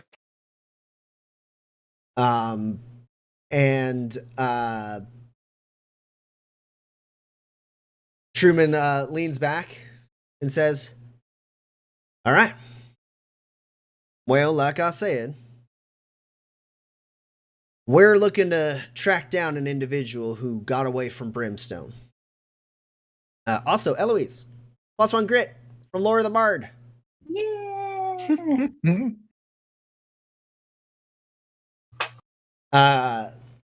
We're looking to track down someone who got away from Brimstone. We're hoping they can shed some light on what's going on in there. We ain't ever truly gotten a good sense of what they're doing there in the specific way. We have ideas. We've seen some of, well, you've seen firsthand the kinds of things they can do. But we ain't ever been able to get anyone in there and bring them back out. So this is important. The Raven has decided that we're in the right position to be working on this part. Now, I don't know how many other cells he does and doesn't have working against Brimstone. For all I know, there's places like Brimstone all over the Badlands. My scope is on that garrison. And this poor fella that got away.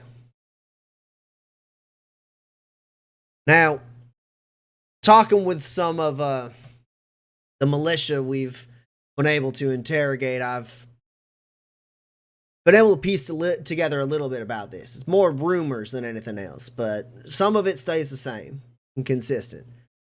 This fella, he's old. Probably around 70 or so. He used to work in the factory town as an engineer at actually a few different factories, specifically. And about 4 years ago, it was discovered he was illuminated. And that's when he was disappeared to Brimstone. And about 2 years ago, he got out. He's been hiding ever since. Now, that don't seem like a lot to go on, but I at least know Porter and Gus ain't from Fort Dearborn. I don't know if any of you have ever been to that factory town, but they keep very good records on anyone who lives in that city. I keep good records on people who live in the territory as compared to other territories, but in the city, they track your movement from ward to ward through the walls. The place is a fortress, and you're only allowed access to certain places. So everywhere that person was, everything they did, that's in the log. The log that the military holds on to. So we can get all the information on this individual. We can get, most importantly, a look at their face and get their name. From there, we have ways that we can track them down and communicate with them. And if we're lucky, we might have something we can work on.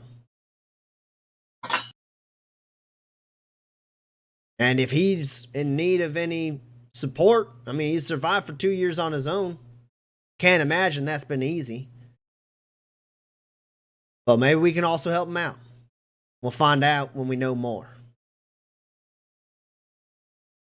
The way we get a look at them records is what we are discussing here. Now, there's a major in the Fort Dearborn militia named Parker Nichols. And they are in charge of the Hammer Trail outpost a ways north of here. But Major Nichols is a Las Brasas native. Born here. And they always make it back in time for the seasonal.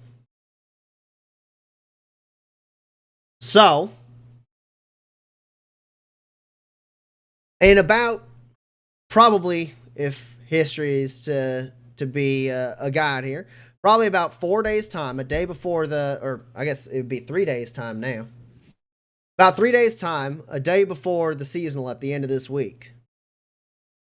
That's when Major Nichols and their contingency will arrive. They usually come in with anywhere from 15 to 20 soldiers. They do a little bit of a parade. Las Brasas loves its military. They do a little bit of a promenade through town, and then they get special seating during the big game. And what we need to do is acquire two things. One,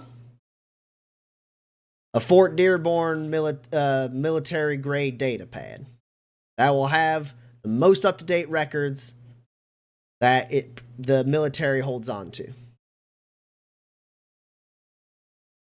And secondly, we need Major Nichols's LRC tag. We get both of them things, we're good to go. Now, the data pad's going to be held on to by one of Nichols's warrant officers. It's not really common for a major to carry one of those things around themselves. Now, that warrant officer is going to make trips to the LRC during specific times of the day to download the most up-to-date records. So that way, if they ever need to check someone to see if they truly have a bounty hunter's license, or see if someone has a bounty out for them, or they want to make sure the mayor's who they say they are, they take their LRC tag, slot it into that data pad, and they have the most up-to-date info. That data pad has its own layers of security within it, which can be bypassed with Nichols's LRC tag. Nichols will be able to get access to military records, and we will take that and narrow it down and find out which person we're looking for. Once we get that info, if we can pull it off, we got to get that LRC tag and data pad back before they're noticed to be missing.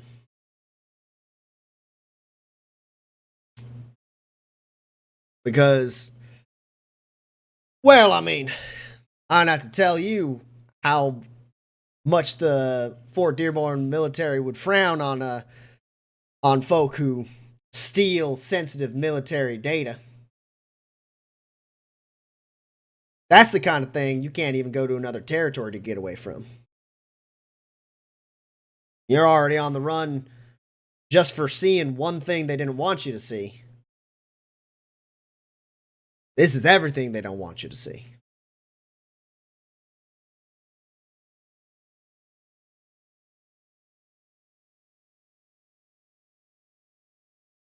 Now, Okay. What's your plan? we're working on a plan to have...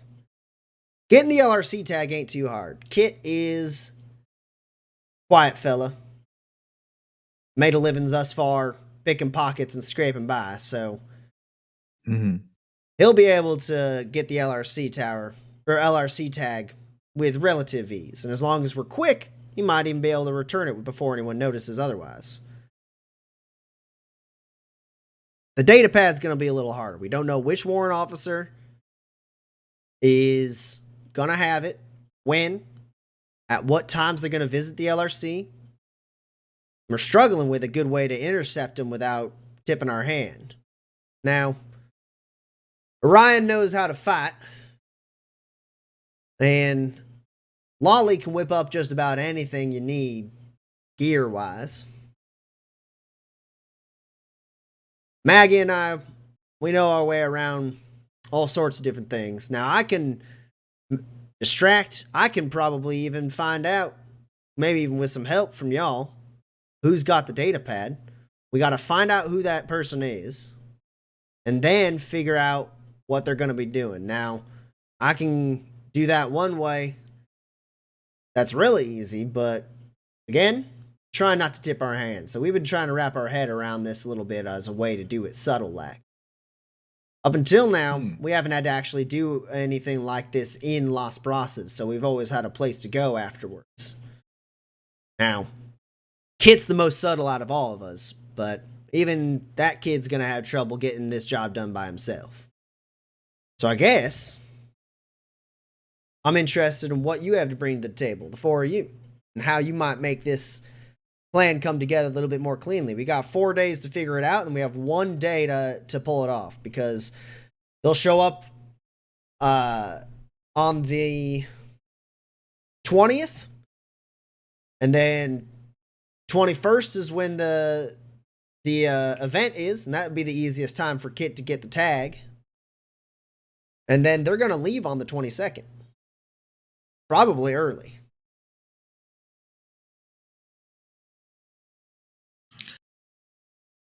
Do we know what they or how I suppose my question is what is the standard operating procedure if that technology malfunctions? Does it immediately get destroyed? Do they replace it out, or would they just spend time fixing it right there? Well, they would probably contain it, depending on the nature of the malfunction. They wouldn't leave it they wouldn't leave it with anyone. They'd keep a hold of it. And then from there, I mean, they would send out a call to the militia in general. They'd get a supply chain moving on getting that pad replaced. They might even call up to Hammer Trail and try to get someone to double time it into town with a new data pad. Get another small contingent headed this way. And then from there, I mean, regardless of if they do that, they would probably take at least the sheriff's data pad for the time being. which won't have all the info, but we'll have most of the functional info they need. Mm-hmm. Sheriff's going to have info on bounties, info on persons of notoriety, stuff like that. That's what they mostly use it for in the field. Especially when they're on a non-military operation, such as coming to watch a game. Right. What if we could make whoever it is go to sleep?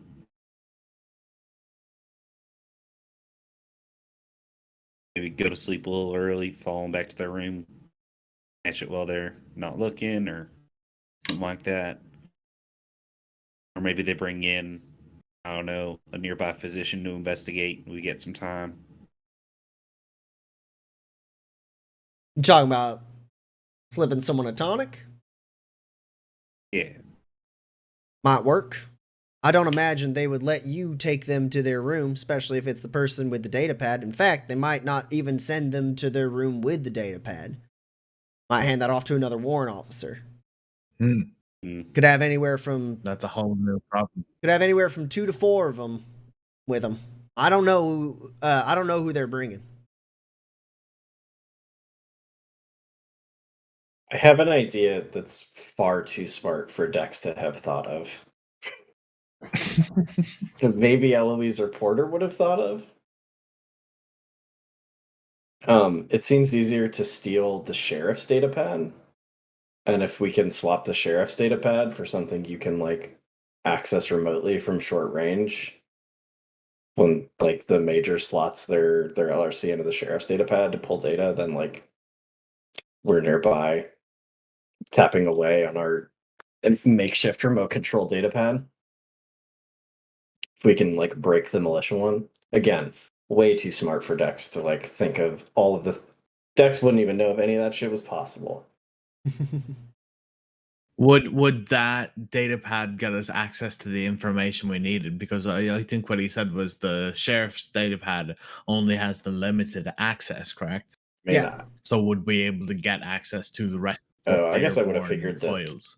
a sheriff's data pad with a Fort Dearborn Major's LRC slotted into it can like pull more information than it's normally allowed. Maybe No, not. because the way the data pads work is they have to go to the to an LRC tower to get the data updated. And only a military data pad can pull the data through the LRC that that these guys are looking. The sheriff can pull a lot of data, but not like old, potentially even blocked military records. Wait, so they gotta go to the LRC to use their data pad? They don't have to go back to the LRC to use it, but they update it. Basically, when you're in Fort Dearborn, they have a truly tyrannical system. Where Okay, it sounds like you're gonna use a bunch of words I don't understand. Let me get my thought out while it's still here.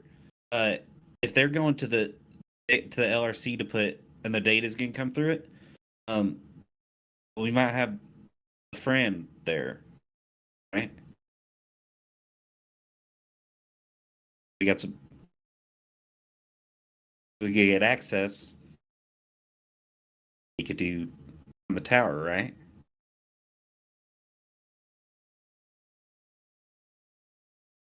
y'all talking about Ms. Cazado?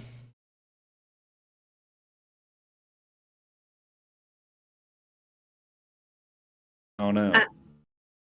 I mean, I did have a fun time with her last night, but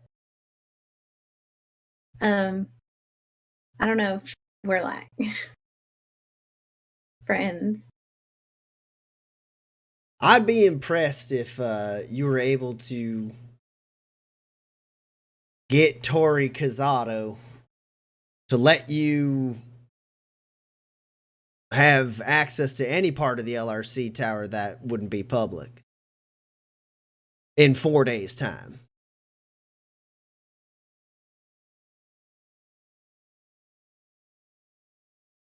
But if it's something you think you can do, I mean, the best way is to not get the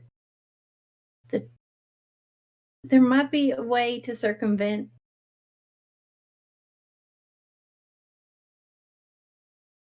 I'm not sure. I don't know.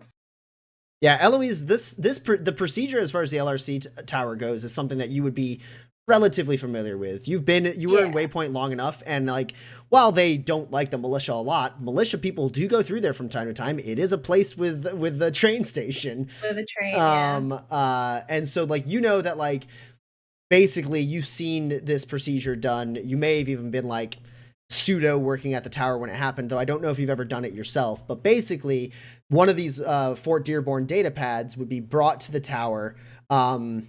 It always seemed like the LRC operator like understood what like the person would be like, yeah, I need this updated, and that would be it, right? There was never like hi, I'm so and so da da da da da here, like they would basically be like, I need this updated.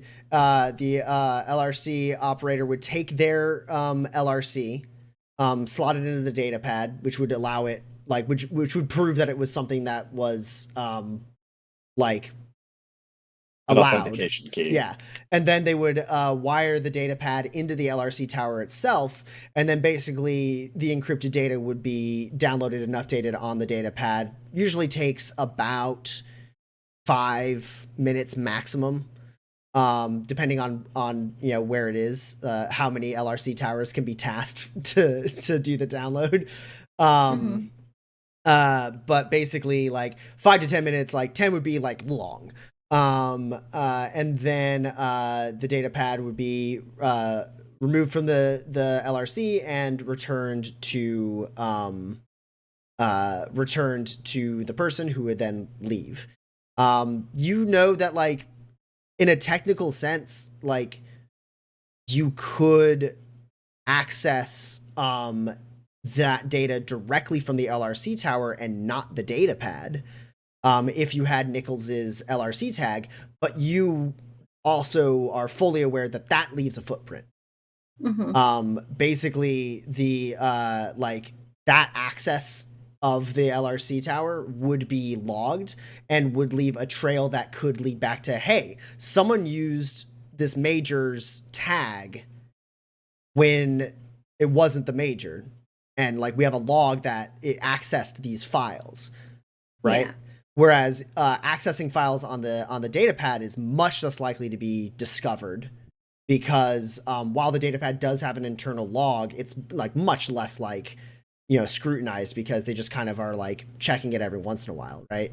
And it's not like standard operating procedure for them to be like, okay, did someone who had this did someone use their LRC tag on this terminal that we've had on our person and kept track of this entire time?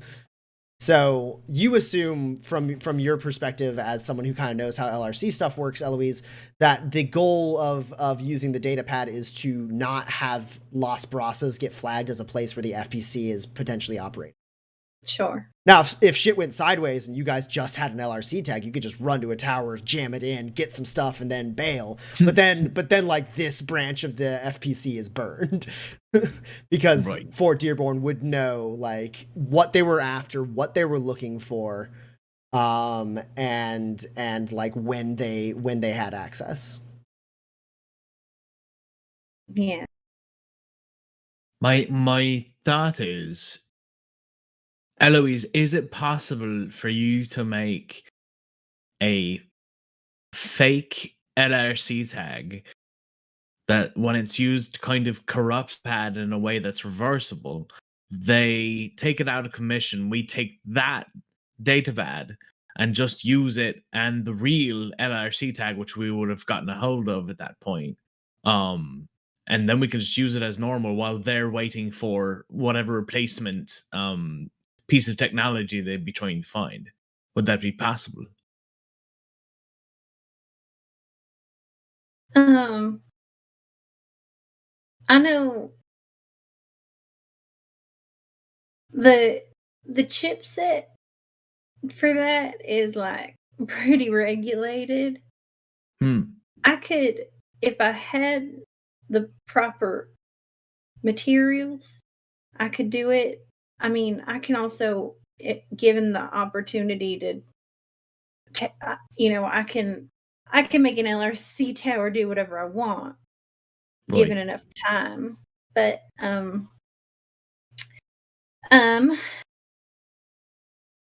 but making a fake LRC tag that would corrupt a data pad that would then be easily basically unencrypted but look like corruption, and then to switch those back out again, that's a lot of points of contact. It's possible, but it would take a lot of resource, and then we're not exactly sure what they do. It'd be better to actually corrupt the data pad Hmm. and then intercept the one that they were bringing, rather than try to unencrypt, like decrypt the right. Like, I think the fewest touch points possible is better. So then, do we need to take out whatever transport is taking the data pad to Fort Dearborn? Because that also leaves a kind of footprint, right? If we have to take the original, or if we have to take the replacement one. Yeah. We figured it was easier to catch That's him unawares also- at the game rather than intercept a patrol coming from the outpost, which may or may not get sent for. No, I was just saying it would be easier at that point with the Right. encryption and decryption and fake corruption and all that stuff. Go ahead and roll technology for me, Eloise. Roll it at a Okay. -5. Is this for gadgets? No. This is not. Your gadget here doesn't help because that's when you're actively doing things with gadgets. You're not actively doing something. Okay. You're reasoning with something. Would Lore Master and Know It All apply? Or is that only when you roll lore? That's only when you roll lore. Well, shit. What are all these talents for?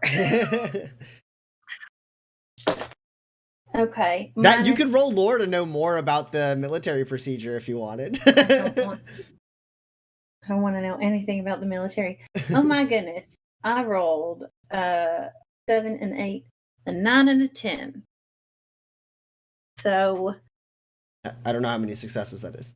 that is, if none of my plus ones count, that's 3 hits. Okay. So yeah, the one thing, like, you kind of already touched on it a little bit. Basically, you might be able to whip something together like that looks like an LRC tab, but really just like sends a current or something into a data pad to render it non-functional. You have a fear that if that is not done perfectly correct, something as sophisticated as a military data pad might have like system wiping contingencies, stuff like that. It might like not be something that you can easily just like undo.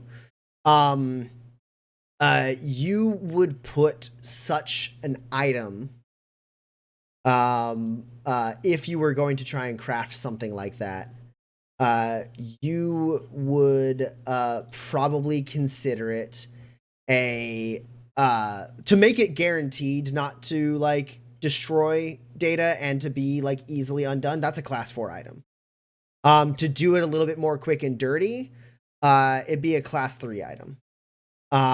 It would be probably good, but like it might not master all of the it would be a little bit more brute force, and therefore you wouldn't be able to put every single safeguard in that you would need to stop the data pad from operating in a way that it does. Because like, like even just normal data pads, you can like program things, and like if this breaks, like, if I die,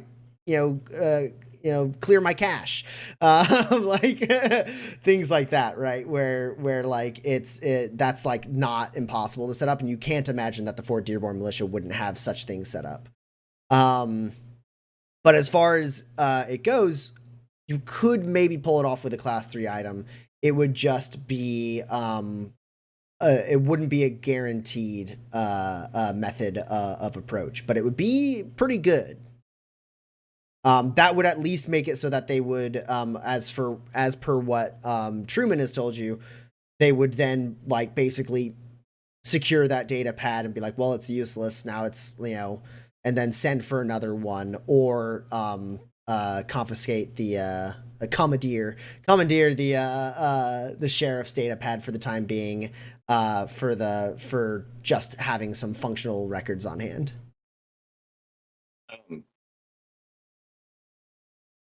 You were gonna do this whether or not we came. You said you were gonna try and grab it at the game? That was the plan. We weren't going to try and grab both at the game if we could help it. We got to get a sense of who's carrying it and how malleable they are. And then from there, we were going to try and figure it out. But getting the LRC tag at the game was going to be very easy. Small, easy for them to miss. Well, how quick is Kit with his hands? You think they're going to look at their data pad a lot during the rebound finals? It's kind of the warrant officer's job to make sure that thing is accounted for at all times. No, but I mean, do you think they're going to use it during the rebound game? Oh, use Yeah, it. Because plus, we don't- what if it's like really? What if Because it's like really exciting game? well, no. So what listen, this is not my forte. I don't know the technology. It sounds like we need to possess these two items at an LRC tower for 5 minutes, right?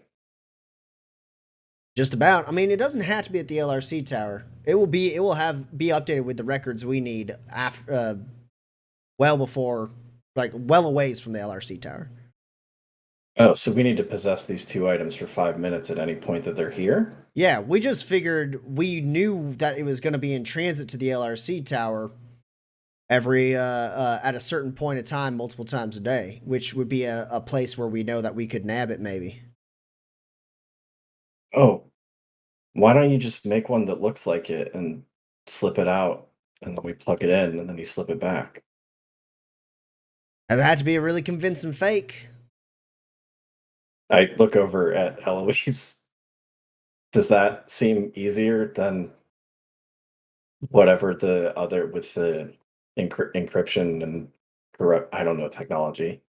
Sure. Well, if it depending on what it looks like, and does it have to be functional or can it just look? I think the gambit here is that it doesn't have to be functional because we're hoping they don't have to use it. And we could have people in position to run interference if it looks like that warrant officer is bored and wants to check some report he's working on or something. Because everything else we've all said seems to require a lot of different steps. And like Eloise said, a lot of points of failure. But I mean, this maybe requires a uniform. I could probably, if I could get a look at the case that it comes in and then the data pad, I could just corrupt it, any data pad that looks like it, and then it could probably even turn on, but it wouldn't do anything, and then it would precipitate the whole like, oh, it's broken anyway thing. Like that would be pretty easy, and then it would just have to be like probably a switch, and then they wouldn't even need it back because it would be broken. All right. But I would need to look. I need to see it. Well, we got a day, and they're going to be using it during that time. If between how many? They have 5 in their group. 1, 2, 3, 4. They have 4 in the group. That's right, because one of them is dead. Between the 8 of us, we can get enough eyes on that thing to paint you a good picture. They have 5. Lolly counts. Did I not count Lolly? 1, 2. Oh yeah, I didn't. I it's because her entry is smaller because she has less things I need to. She doesn't have illuminated power. She doesn't have illuminated powers I need to keep note of. Wow. So her section is smaller. Yeah. So between 9 of us, telling them we can probably do it without drawing attention, making them feel nervous, and every time they have it out, just look at it from a bunch of different angles. I mean, we have the ability to look through each other's eyes. Hell, I think Kit might even have the ability to keep that stuff in perfect recall. Okay. That's helpful. Could you maybe like you'd start on a regular data pad and then it would be mostly made except for the framing? Yeah, I mean, I could probably start on the data pad now. I could work on the electronics to corrupt. That's sad. And then, but yeah, that's not, I think I even have the materials to do it. I think I could probably put it If you don't, together. I certainly do. I have the material. Yeah. So to make a data pad that has any amount of functionality, you would be working with it would be a class 3 item to make a fake data pad. Right. If you were to try to make a class 4 data pad, it would have a lot more of the like selling points necessary to like bypass rudimentary verification. But in order to do that in the amount of time you have, you would definitely need to cut corners. I mean, it's 3 days, and I have my Omni tool, which cuts the time in half. Yeah, no, I'm saying for the class 4. Like, oh, right. The class 4, you would need to cut corners to make it. No, it doesn't have to work perfectly. It just has to turn on and look corrupt. Yep. Which I could do. I could probably even do it twice if I needed to. Damn. I mean, Lolly's a hell of a tinkerer, but she don't do technology too much. She's mostly handcrafts things, mostly like our weapons and armor, things like that. That's where her specialties lie. But if you think you can make a functional fake of a broken military data pad, then I think that the 9 of us can get you the info you need to make a forgery. And then maybe most thing we need would just be some people helping distract while Kit grabs both things, because like I said, the LRC tag is going to be really easy for him to grab. It's small, easy to miss, but making that swap without anyone noticing, I mean, these things, they're like yay big, right? So that's going to it's going to be in a pack, maybe on the person themselves, not somewhere where he can get to it easy, and he's got to swap it quick. So hell, we could get Gus and Orion in opposing colors and get them in a fist fight. Yeah, That could spill over, get you kicked out of the game. But as long as no, you don't accidentally throw a punch and hit one of the militia, they ain't gonna do anything else. I mean, these games can get rowdy. What if I made the team? I made sure the game was real exciting. They have the team. Which, yeah. I mean, both teams, they got their lineup already. They even have alternates. Well, do you watch the games? Me? Caught a couple. Yeah. Who's their worst player?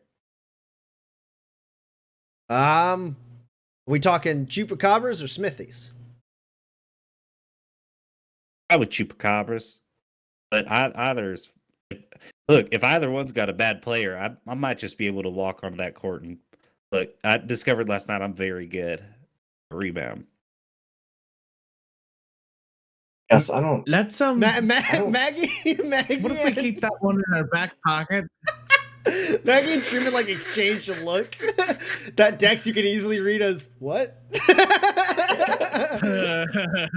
I'm just saying I could get in a fight and that'd be fine. I guess. I guess I could get in a fight. That's fine. I think making the team is maybe a good plan B, but maybe go for the simplest option first. Yeah, all right. I mean, that's fine, I guess. I don't know. I just did the nastiest dunk last night that Dex had ever seen, so I figured maybe I can make the team. Maybe I got what it takes. There's probably No, you're right. about I'm the old. lineups. I think I'm old. I'm out of shape. I can't do that sort of stuff anymore. Well, it would be impressive for the championship team to pull you in last minute, someone who's not from around here, These teams are locals, right? They live on the streets they play for. Oh, interesting. Okay. Yeah, all right. It's fine. Oh, it's fine. I'll around and I'll fight. I mean, I don't want to make you feel like you ain't rebound material, because that's what it feels like is disappointing you. I mean, you seem like a pretty strong fella. I seen you on the dance floor. If you think you're good at rebound, I bet you are, but the time for you to make it on the team is well and gone, I think. I don't know. I spent my whole life learning how to run and jump and punch, and so this sport seemed to be sort of perfect for me. And I thought maybe, I don't know. I thought maybe as I was walking in, Alana led me here to do something cool, and Yep. no, it was dumb. I don't. No, Gus. You know it. Maybe Alana has more to say. Who's to know what Alana has to say about your Yeah, it's rebound like- skills? It could still happen. Yeah, it's like if they had a sport for like brewing tonics and being charming and tripping and falling down. Like, wouldn't it? Yeah. Wouldn't it feel right for you, Porter? It. I'm sorry, Porter. Thank you for keeping me humble. No, that's fair. That was Mhm. that. Honestly, I made a joke I made a mean joke last night, and it was fun, and then like sort of got into my skin, and I started walking around and liking it. And then I made that mean joke, and now I don't like him anymore. So I'm sorry about that one, Porter. That was mean. I didn't like Now- I didn't like how that happened out of my mouth. Now that was a nasty dunk.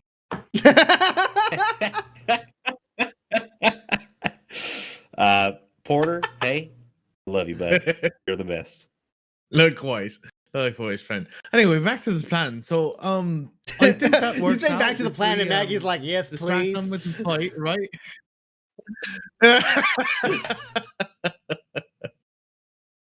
Truman I seems to think be this has enjoying it. solid He thinks it's bones. cute. Truman. Right. Well,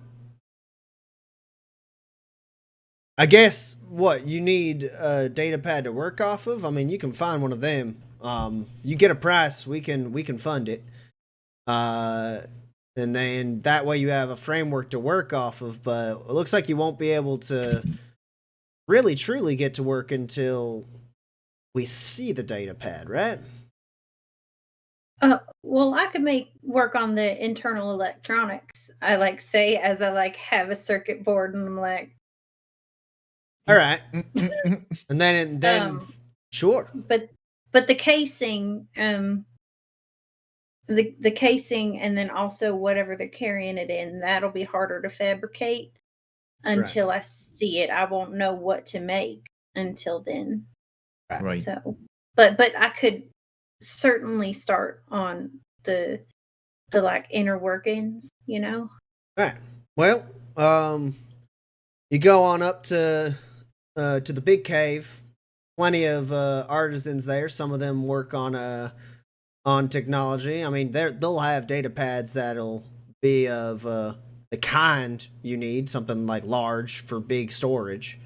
Otherwise, general storage is just gonna have small personal ones, right? So you go over there to Artisan Alley and get yourself something.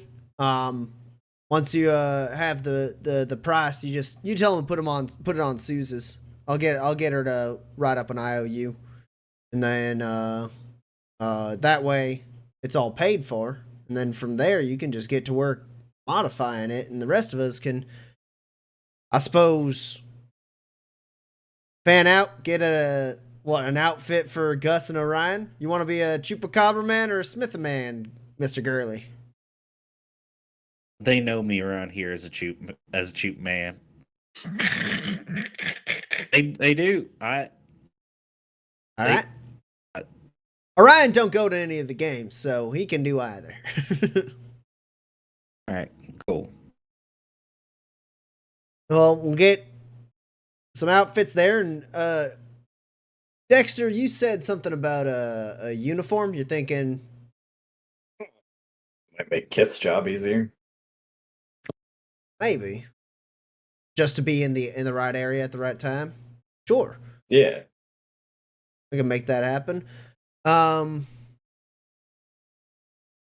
bet Lolly will be able to put something together that would pass scrutiny on at a glance, at least. Make him just look like someone who belongs in them seats. Sure, it's good. It's a good plan. All right. Well then, if there's anything you need, gear-wise, Lolly can put it together, though it seems like you already got your own hell of a tinkerer, but she'll be busy, right? He says to you, Eloise. I mean, for a little while. You can rest in here if you like. We got extra rooms for people who are passing through who need protection. Otherwise, you can keep staying at the... So you guys are at the Charlton, right? That's right. Yeah. Well, you could stay there if you like, but it would be cheaper here, less comfortable, and a little less private. But we got bunks in the back. He like gestures towards where the tent or where the curtain is. You could stay with the crew if that's what you want, or you could continue working out of the inn. That's up to you. It's awfully kind. I might just take you up on that. Yeah, same. All right, and if you got some angle on Ms. Casado you want to work, you let me know, but I'd rather keep her out of it if we could. I mean, she does work for the territory. She is part of the Fort Dearborn establishment. So, her loyalties could go one way or another. And hell, if she is interested in helping out, that's sticking her neck out to lose everything she's got right now. I don't know. I don't know Tori too well, but she don't seem like she's She seemed very happy with her life. right. She does. I don't think she's looking to fight any big fights. Yep, that's fair enough. Well, all resources are yours, and we'll get Lolly working on the uniform. We've seen how we may even have like a hat or two. Where you want to stay here? I could show you around. I'll take the tour, sure. Yeah. All right. Maggie, go ahead and find Lolly. Get that going. And get an IOU from Suze. And Maggie goes, "Sure thing, boss." And heads upstairs. Tommy, remind me real quick. We paid for like several days of our room up front with a spur, right? You actually have through this week paid. Okay, cool. It ain't nothing fancy. And he pulls the curtain away, and basically it's like an arched tunnel that goes back, and it's got a little kitchenette off to the left, and then like a small like little table off from that, kind of in the center of the tunnel, and then beyond that you see just like a row of like a dozen or so bunks, some of which seem to be like relatively in use because they have like foot lockers like hanging on them, and then some of them that are pretty barren. And then that ends with a big metal door. And as he walks through, he goes, "Yeah, I mean, these bunks are already taken. That's Orion and Kit sleep there. Lolly, when she stays with us and not at her folks' place, she uses that one. And back here," and he goes, boom, and like hits the door and like turns the wheel on it to like get it to unlock and slides it open. He goes, "This here's in case of shit hitting the fan. This tunnel here leads you up to one of the defunct wells on the north side of town."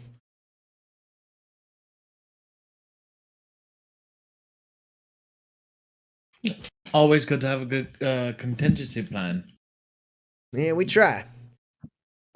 He shuts that down and locks it back in place.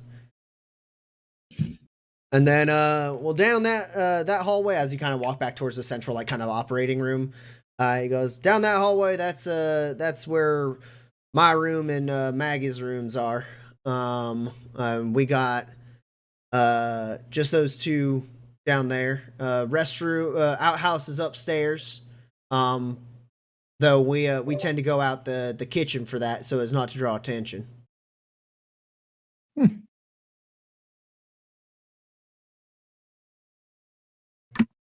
All right.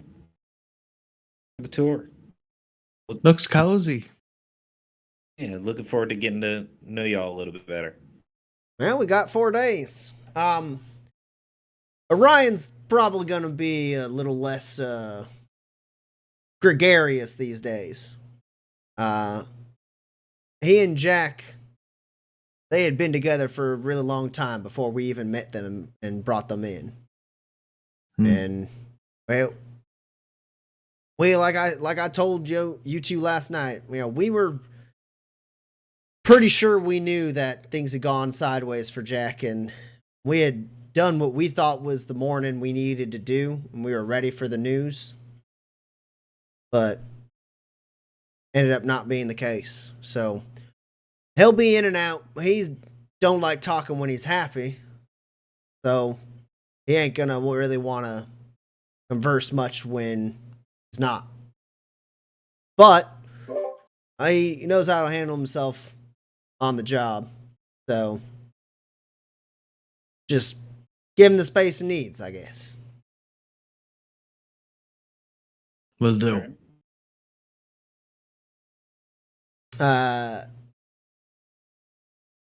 And Kit here, because actually Kit is like sitting at the table in the little kitchenette. He's like, Kit here's new to the fold, but smart as a whip.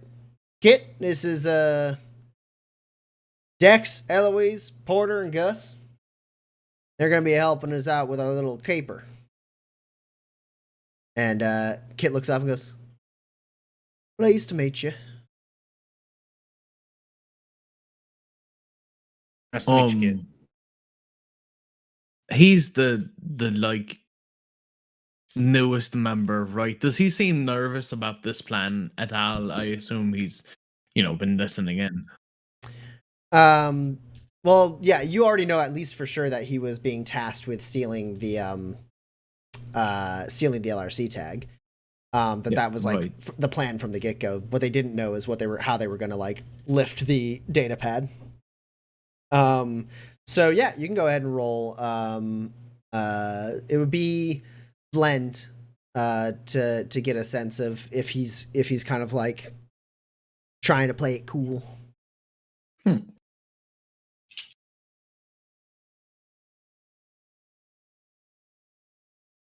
Blend. It's my worst one, But it is my first impression with this person. I haven't met him before, so that's +1. It's true. Okay, so.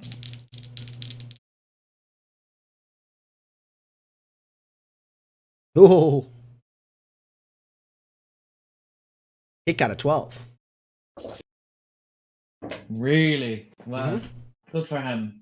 On his 2 dice, Why no can't he do reroll that? personality roll. He's the anti-porter. No kidding. I mean, yeah, there's no point to that. That's fine. So, I mean, did you get any successes? Oh, you got 2 successes, the highest 6. Okay, cool. So he only gets 1 net success over you. He is nervous, but you can't tell if it's about this specifically or if he is just in general a nervous person. Right, fair enough.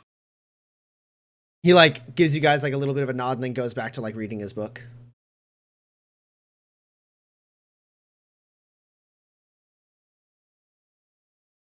All right. Well, we have a plan. I'll get everyone else on board and informed. Y'all can keep a decent enough profile. What were you gonna? You already paid through the inn then? Yeah, we'll be there Go ahead. It keeps appearances up. Yeah. So you can just live out of there, run your term there, and we'll you know where to find us, and we know where to find you. That's right. I hope we can do something to make things better for illuminated people. Even if that's not our ultimate goal, I hope truly we help you. Seems like you are. And I'll send word as soon as maybe once Eloise here. Once you're a little closer to having your proof of concept on your altered data pad, I'll send word to the Raven and see if I can get you a face-to-face. Like I said, I couldn't promise it, but I can't imagine he won't be interested in hearing what you got to say. I'm sure he would be. I appreciate you sticking your neck out for us. For what it's worth. Where I see it, we're scratching each other's backs here. Good.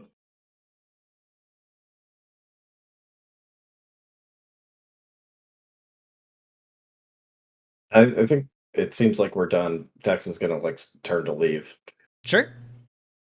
Yeah, you guys head up the stairs, return to Sousa's. It's still pretty dead. Where do you go from there? If we have that IOU, I would just go and take it and get what I need. Yeah. Maggie is sitting at the bar. She, as you walk up, reaches out her hand and holds out like a little envelope, that you can fold open and see. It's written in like a nice swooping distinctive handwriting. IOU, Susan Marsh. Sure. I guess I would go to the artisan place to get the thing I need. Sure.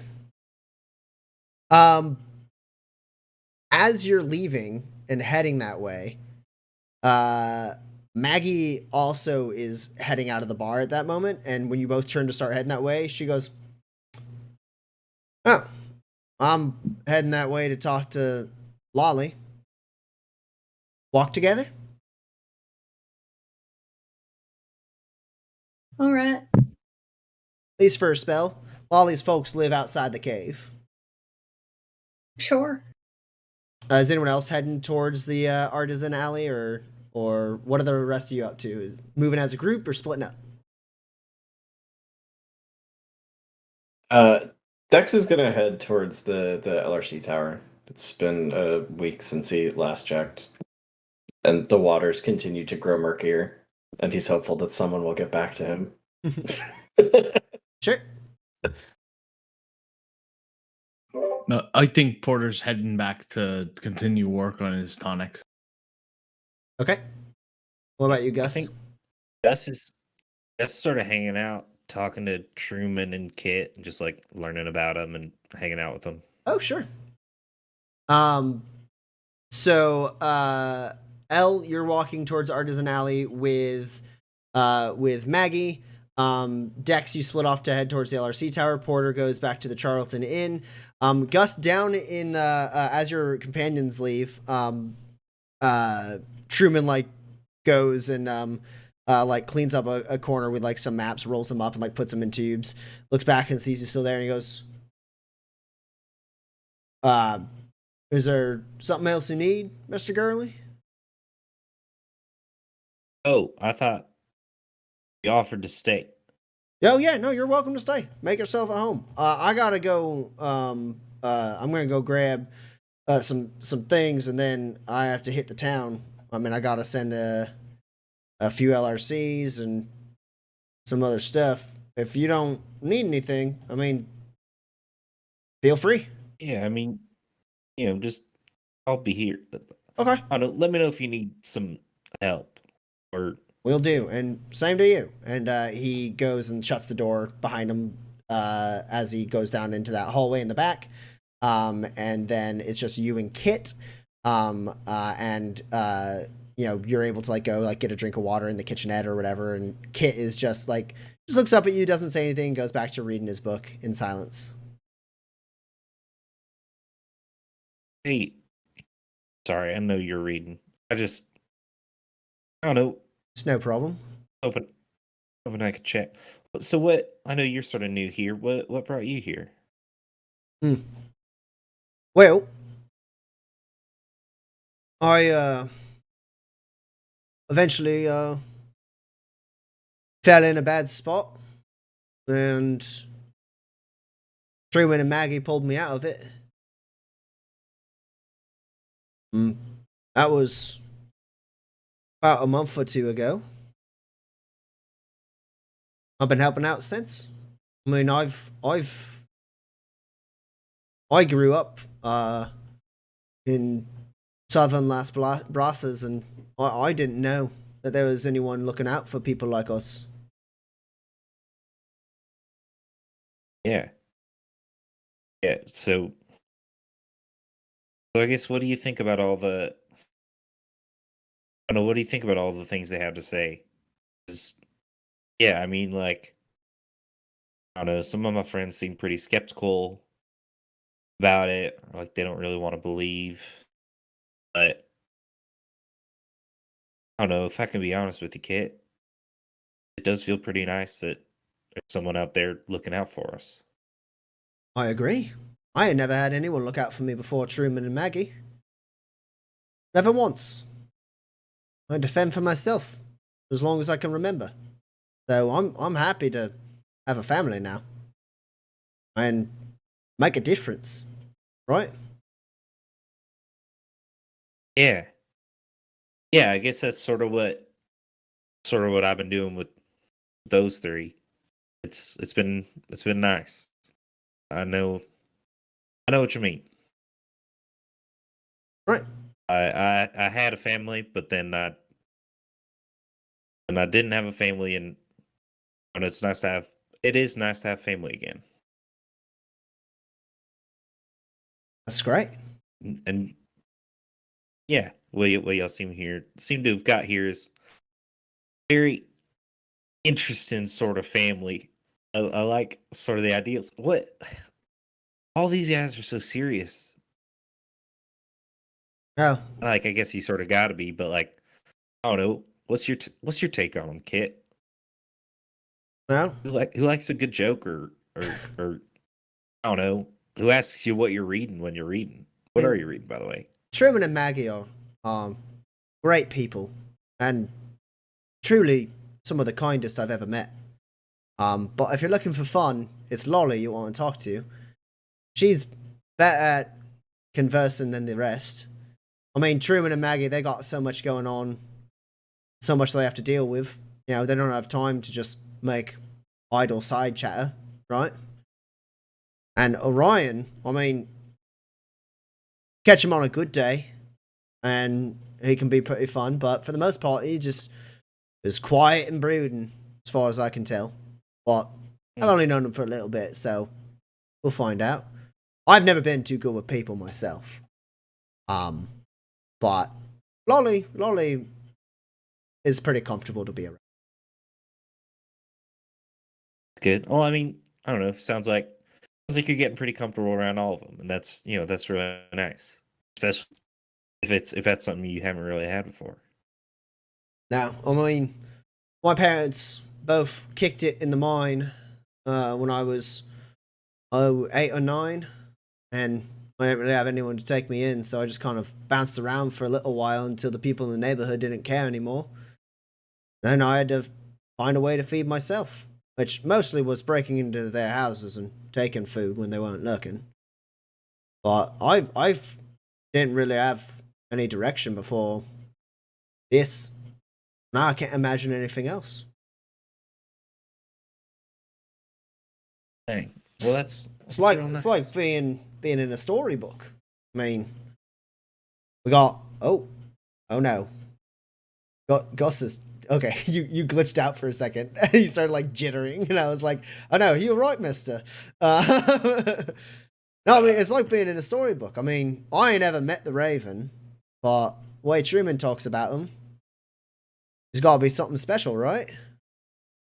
I mean, to organize all this across, I mean, for all I know, it's across all the manifests and not just Fort Dearborn or the Badlands, right? This fella, I don't know nothing about where he come from or anything, but to organize this fight against something as big and powerful as the militia, I mean, I'm just happy to be a part of it.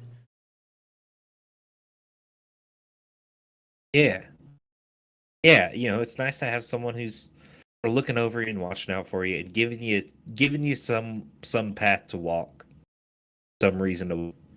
There's something about that really makes you feel complete, really makes you feel like you got sense in your brain and sense in your heart. I mean, I don't know if you saw that. I've got sort of I hold up the triptych pendant. Yeah. I stayed with a preacher for a little while. It made me listen to a sermon or Did you two. learn anything? I mean, I've read. Sermons are the best part of the week. I've read the Verities, and I mean, I got good lessons in them for sure. I mean, but I don't know. It's just not for me, really. I mean, I get the lessons, and they were good, right? And I imagine growing up with them, it might be helpful, but it's not really how the world works. Well, what do you mean? It ain't really how the world works. Well, I mean, it don't matter if you. It's all about yourself, right? All that triptych stuff. It's about you, and at a certain point, it don't matter how well you know yourself if you're not doing things for other people. And I mean, the people who are gonna be good people are gonna be good people regardless, right? And the people who are gonna be bad people are gonna be bad regardless. And they're not gonna take time to sit there and think, why have I done this? What does that mean about me? They're not doing that. They're thinking, what can I get out of this? How can I use that person to my advantage, right? That's what they spend their time doing.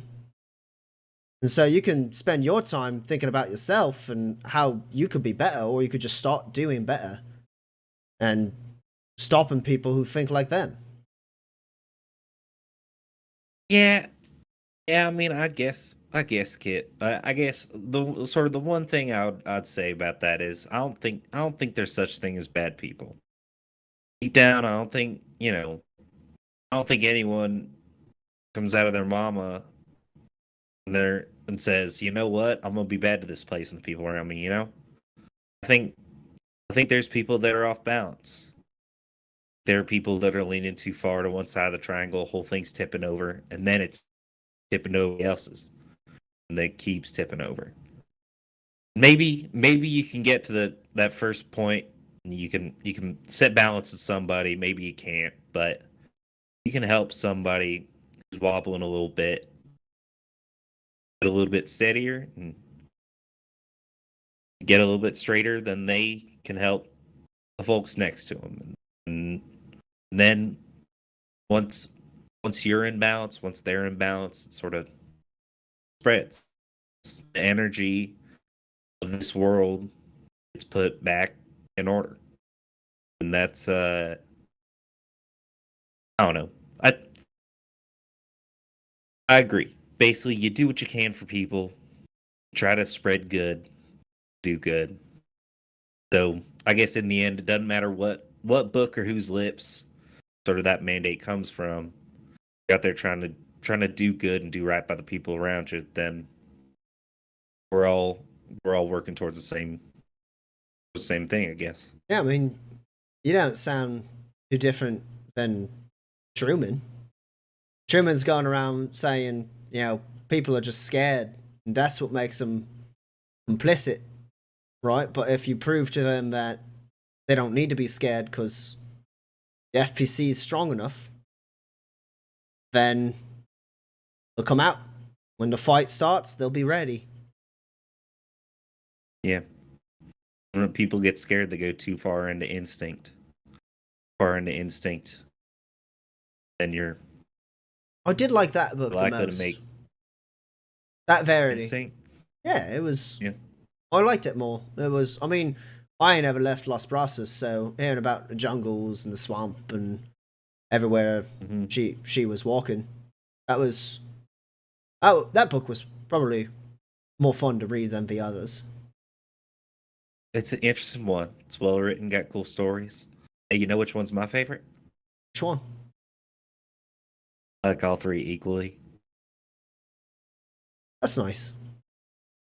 It's just a little joke. See, that's just a little fun triptych thing. I'm yanking your leg, Kit. Oh, what? Because of balance and all that. Yeah, because that's sort of the whole thing about it. All Is right. you gotta have all three equally. It's a joke.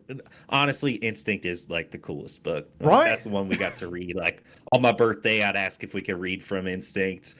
Did, and then that was fun. It's like, oh, read the swamp one again. Like she sees like a big, like, I don't know, alligator or something. Yeah. It's like, oh goodness, and then she got out of it because she always did. But It's a good one. like sometimes a guy would talk to her. It's a cool one. I haven't taken the time to read those in quite a while, but I mean, if you're interested in stories, I got some books over there. They ain't the same thing as Triptych or whatnot, but feel free. I mean, they're up for grabs. I've read all of them. How they don't got glossaries, do they? The big one down there at the bottom left, it does, but the rest of them, no. I mean, I mean, that one's a textbook. That one's a textbook, but the rest of them, they're just stories. Every once in a while, a nomad pack comes through, and I've scraped up enough to get a new book, and when I can, I do. I like stories. That's Kit, that's so good to hear. I tried to read a glossary one the other day, and it was not a fun read. So yeah, let me give one of these a try. I like this blue one here. I like it's very blue. Yeah, I'll give this a look. All right. Oh, thank you. If it's all right, I'm gonna go back to reading. I mean, not that the conversation wasn't good, but I kind of left on a cliffhanger here, so I wanna. Oh, go for it. I gotta read too. But hey, it was nice to get to talk to you, Kit. And you still didn't know. Let me finish that cliffhanger, and then let's chat about it. I want to hear about it. All right. I mean, I don't know. Do you want me to read it to you? Can I be honest? I think that would be really nice. All right. Yeah. And so you like sit down and Kit like gives you like a brief little rundown of the book because he's like, well, this one's the second one in a series, all right? I never read the first one though because they only had the second one when they came through town, but I've kind of figured it out. So this person I think is and like kind of like lays out, and it's just kind of like pre-departure type like fantasy story. And like basically he's like, yeah, basically like the whole it takes place in a place that's kind of like Iron Harbor but isn't Iron Harbor, and it's like straight up just a work of fiction. And so he just like gives you the quick rundown on it, tells you like the names of like the three most important characters, and then just starts going. Awesome. And Porter's working on his tonics. Eloise, you're getting to Maggie doesn't talk a lot, but if you want to talk to her, you would have the opportunity.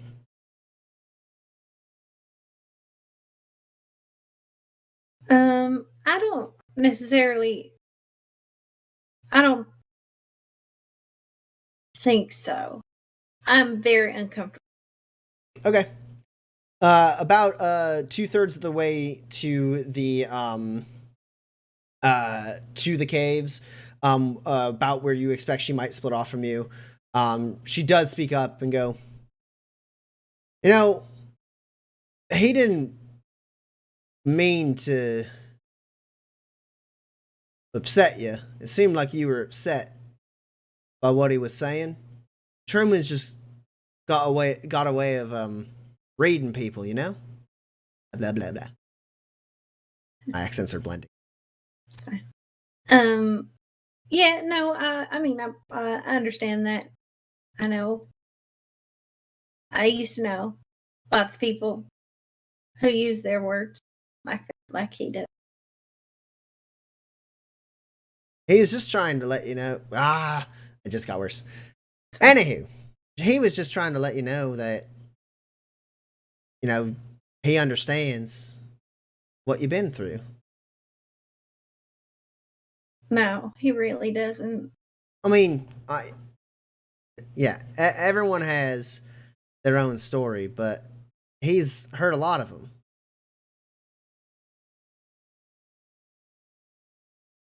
And he just wants you to know that we're here to help. I mean, you seem like you might have been on the run for a while, kid. And that ain't likely to change anytime soon. But that's kind of what we're working towards, right? I wasn't running because I was illuminated. Y'all don't know me. And the only thing that I need for your help is if you feel like being a courier for something real dangerous. Otherwise, I'm here to help you and get what I need.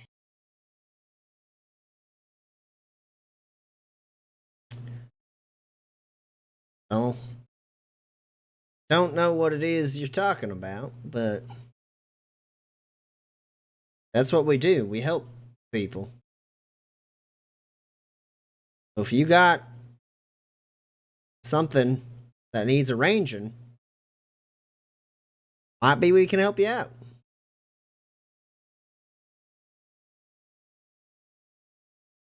You seem like a good kid.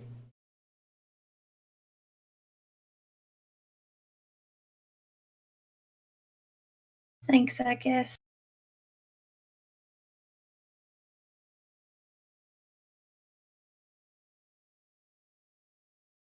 All right. You don't have to talk about nothing you don't want to talk about. But when I met Truman, heard about this movement, I was skeptical. And I was guarded. And I am most of the time. People are entitled to keep their secrets and not be pressured into talking about shit they don't want to go through, right? You don't owe no one nothing. But I don't know. It just seems like maybe you like quietening down when you want to say something. And if you ever feel like that around the FPC, you don't have to if you don't want to. Does this work? Does what work? When someone doesn't like Truman very much? You coming in and tagging in and trying to convince them that y'all are all right? Does that work often?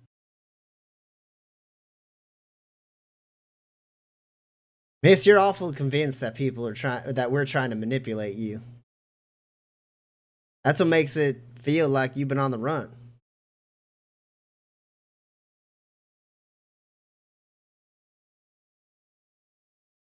You don't gotta like Truman. I don't think that you're necessarily bad people. But I don't understand a lot of people, just in general. So I found it's much safer that if I have to interact with somebody, I take their actions before I take their word. What I see is I was honest, and Truman's spiel didn't work. And then you inexplicably just happened to be going in my direction. Lolly's place is just down that street. Sure. I gotta get her to work on the uniform. The uniform that could take me 30 minutes to make. And I'm sure if she's as talented as you say, it only is going to take her probably 3 hours. So I'm sure you had to do it right now. It's a good gambit. And if I was more trusting, it would probably work. Because that lie about family, that's rolling time. But I thought I had a family again, and I was wrong. So.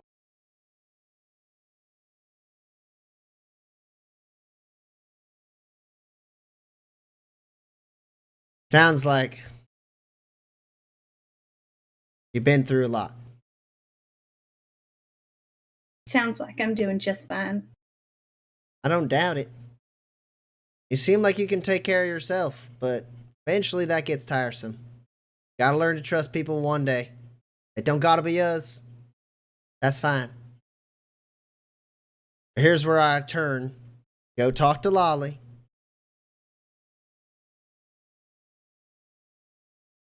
And for now, safe. rest assured, we got your back. Okay. All right. She turns and splits off from you. I go buy the thing I need. Yeah, it's not hard. Actually, you might. The hardest part might be, Eloise, when you get up, like when you go up the catwalks, like that lead up into like the cave mouth in the that's over the town, and you like kind of enter this industrial area, and you get to like Artisan Alley. The hardest part might just be how distracting it is, because there's a lot of good craftsmanship on display here.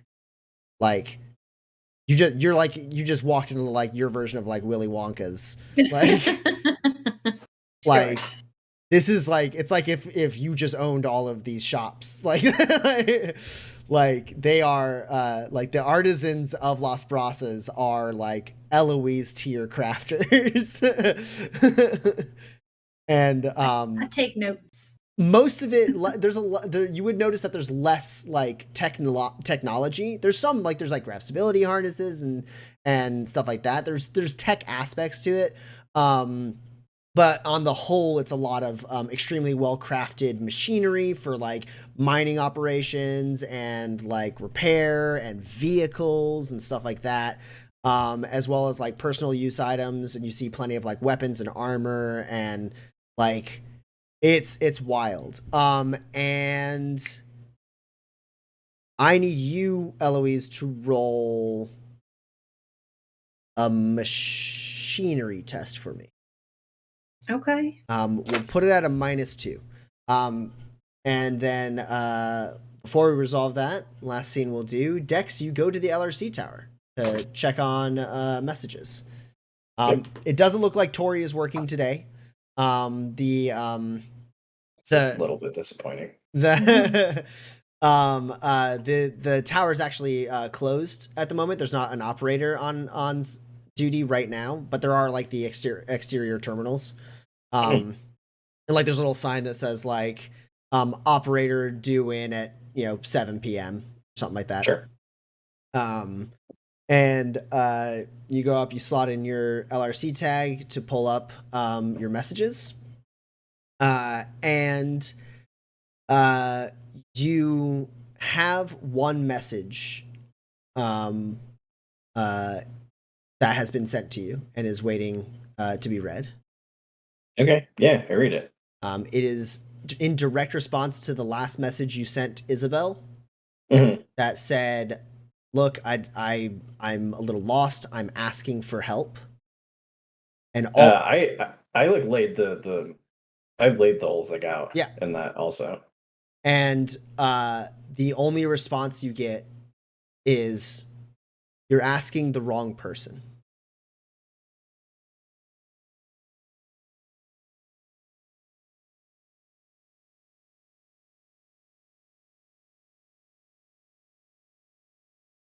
I like type back. This was frustratingly cryptic. Glad to know you're okay.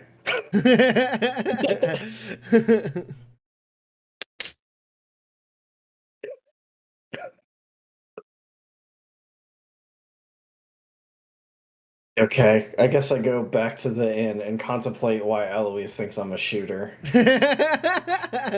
God, that's such gunslinger shit. Oh, that's just beautiful.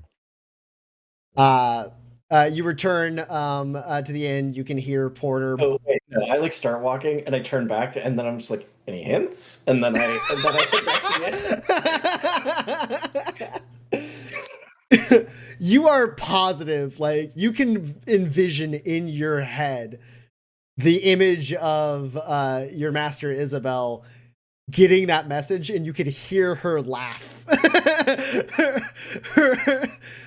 Because like to be like that, like kind of cryptic and like that's not actually her style. That's much more traditional, like that's like the other masters. So like you can see, like you're like, it doesn't really help you a lot, but you can imagine like perfectly her reaction was something just like, God damn it. And you return to the inn. You can hear Porter brewing. And last thing we'll do, Eloise, what did you get on your machinery test? I got 4 hits. Okay, cool. So you're moving along, heading towards the more techie areas of Artisan Alley to get yourself a nice, like, large storage data pad. But you're looking around and taking some notes, and you stop in front of a shop, and you're looking at some like really finely crafted weapons. And you recognize one of them. It's not a perfect replica, but you're able to see that the design space that it was crafted in is the same as the design space in a weapon you've seen before. The crossbow that led you on this entire search, the crossbow that had the FPC logo etched into the handle, it was, I believe, the crossbow of Nicolette Dubois. Yep. Like the craftsmanship on that is part of what brought you on this. You're like, this is an extremely well made. Dex was like, this is too well made of a piece of like a piece of hardware for bandits of this caliber. Like, where are they getting their supply from? Like, how are they connected? And then that led you down the path to finding that they were connected to the FPC in some way.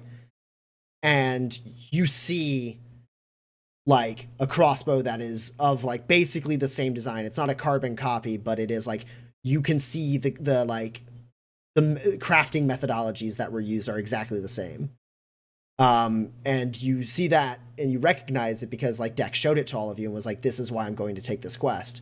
You notice that, you step back and you see Staples Creations above the above the shop.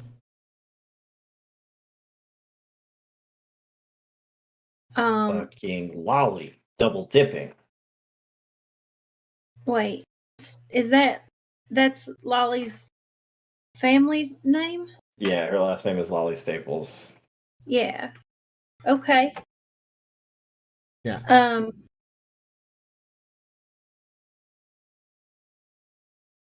Man, I'm out of my depth trying to figure this one out. I guess I'll like stop real quick. And like look at the stuff in the shop. Is there a person here? Yeah. There is an older gentleman who, when you walk, you go into the shop, like to Yeah. So you walk in, a little bell rings, and an older gentleman looks up and goes, "Howdy. Looking for anything in particular? Or you just taking a wander?" Oh, did you make all these? Yes, and I must say, young lady, that is some fine armor you're sporting there. Oh, thank you. Whose work is that? I don't actually recognize. Mine?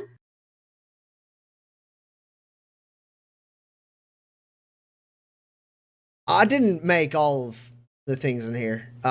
Sorry. You made this was your work. Do you mind? And he like steps out from behind the counter, pulling out like his Omni tool, like from like over his shoulder, and like putting down like some visors. Sure. And he goes, like barely looking at you, he holds up a hand to like shake yours as he's like looking at your armor. He goes, Caden Staples at your service. Nice to meet you. This is exquisite work. You worked on this all by yourself. Yeah. Sir. Well, young lady, I mean, you are in the right town. Who's your mentor? Oh, You're about to tell me you don't have one. I learned a lot myself. I don't know what you're doing in my shop. It looks like you have yourself handled, but please feel free to look around. Are you looking to buy something, or are you looking to trade? Did you make that crossbow? Well, I mean that one in particular I did not make. The design is my own, but that one was made by my daughter Lolly. She's actually not too different from your age. You and her might get along real well. But it's your design? Yes, ma'am. Yeah, well, most of the stuff here is my design. I mean, I'm mentored by Master Tavian Gruel. Like many of us here, we collaborate on our ideas. And Tavian shares his wisdom, but I was on the other side of the Badlands, and I met a woman who had a crossbow very much like that, and I was so taken by the similarity that I was just I just was curious, I guess. I mean, it's very well you see my work then. My reputation precedes me.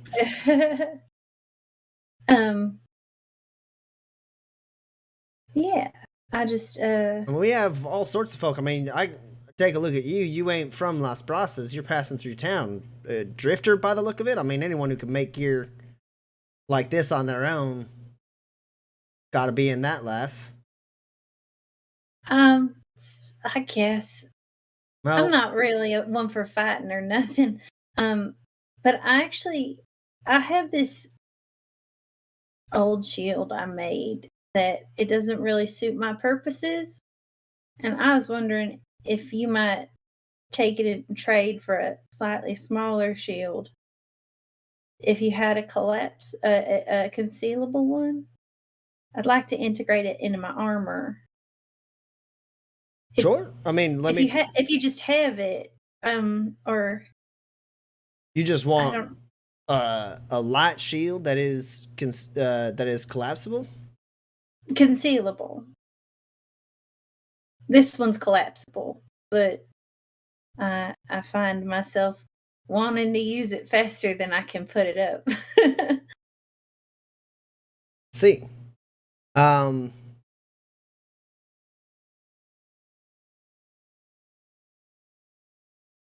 have to see if this is actually something that can be made. A light collapsible shield can be made. A light concealable shield can be made. Cool. Yeah. Perfect. Mhm. He goes, I have one on hand. Maybe. I might have the parts to put one together real quick. I have some concealable materials. Yeah, I can put something together. Let me take a look at what you're wanting to trade. Cool. It is an excellent quality medium shield with secret pockets and is collapsible. And I take it off my gauntlet and I open it up and I put it on the counter. Wow. Absolutely exquisite. Truly. This is wonderful work. I can make use of a lot of these materials, and potentially even sell the shield frame in and of itself. I mean, I'll add a few of my own modifications, but this is exquisite. Yes. Here, let me show you what I have to trade. And he goes in the back, and you hear like cling, ching, as he's like moving like metal around. And then he comes back and crafts. He has like basically the framework of a light shield, and quickly crafts a concealable modification onto it. As he like strips down some of the parts and like adds some servos, and then it says like, hold out your arm, and he like form fits it to like your gauntlet. And then sits there for a second, looks at your looks at you, looks at it, and goes, well, I mean, this is functional, but just give me one more moment. And he like goes over to another side, and he like basically digi sprays on like a coating that makes it match your aesthetic. I'm sure.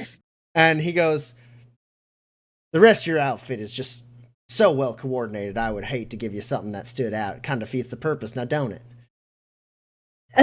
I suppose it does, yes. And you're able to just kind of like slot it into your gauntlet, and then like them with like a particular move of like your fingers, it's just, and it's functionally similar design to your shield, but smaller and concealable.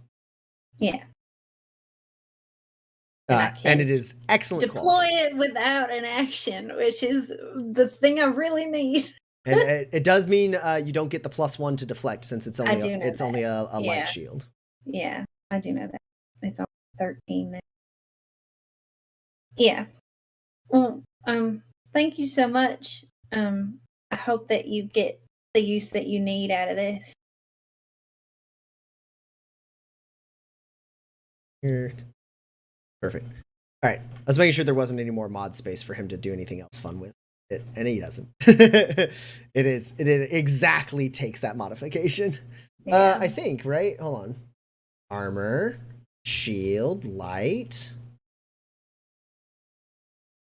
Oh, he has some design space in the shield department.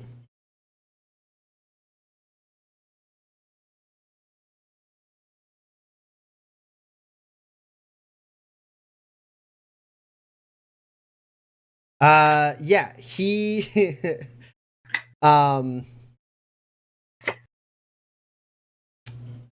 replicates your secret pockets, because it can still have secret pockets. Oh.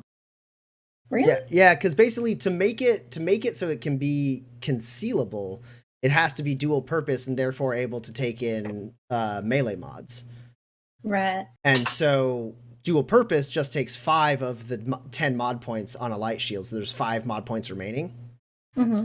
And so he can still integrate secret pockets into that. Oh. Great. Alternatively, he goes, no, I went ahead. You had some compartments in there. I went ahead and added a few in there as well on this one's design. Though, if you like, if you have any need for to use it as a ranged striking device of some kind, I could put a few repulsors in there, and you could launch it off your gauntlet at people if that suits your needs. Sure. It would just we'd have to get rid of these little compartments. No, that's fine. I can keep. I have another place I can put stuff in. It's fine. Okay, and so like where he was gonna put compartments, he puts in a couple like gravity emitters. He's like, he goes, all right, perfect. And so now it has both dual purpose and is balanced, which means it can be thrown as a projectile. It can be thrown. It can be punched with. It is a melee weapon. All the things that I can't do with it because I have no skill. Picked up with your mind and thrown telekinetically, like just on the top of my head. I still don't have the skills. I take it off and I hand it to Gus. Is what happens. But yeah, so that should give it pretty good aerodynamics. I mean, go ahead and give it a whirl. And he like leads you over to a part of the shop where there's basically a firing lane. It's embarrassing. Sure. And I guess I'll try to throw it.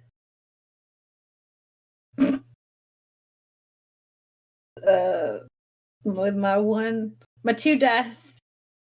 At a 6. That's a 6. Did a 6. Okay, but that's a 14. I did 1 hit. It like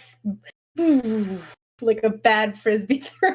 No, I mean you got 1 hit. So basically, what happens is you overextend a little bit. So instead of like launching it straight down, it does like ping off a wall and then like still kind of land nearby the target. But like you get a good like as soon as it's very intuitive. Like you swing your arm. He like tells you how to trigger it. You swing your arm and it launches off of your gauntlet. The emitters kick on. It starts spinning. And pings off the wall and then like kind of like lands on the ground next to the target. And he goes, there you go, a little bit more practice and you'll be bowling for squonks. Well, it's not my strong suit, but it is very neat. I appreciate this. This is something I wouldn't have thought of for me. Well, I mean, it's the least I can do. I kick it like fucking Captain America. You just walk over, step on it, it's right on there, and then cool. and he goes, absolutely. And if you ever feel like collaborating on anything while you're in town, I didn't catch your name. I'm so sorry. Oh, I didn't give it. I'm Eloise. I'm staying at the Charlton Inn for the rest of the week. If you need to get in touch or there's something you want some money for this instead of just the shield or something. Absolutely. It's been a pleasure working with you. And I can't offer you anything but someone of your prodigious skill. If you ever feel like settling in Las Brasas, there is certainly some artisan in town that would be able to mentor you. I mean, I don't know I don't know who could teach you what, but hell, you could make a go of it. Talent like yours? Unless you're yanking my leg and you've had some help along the way. No. Keep at it. This is fantastic, honestly. Well, thank you, sir. That's real kind.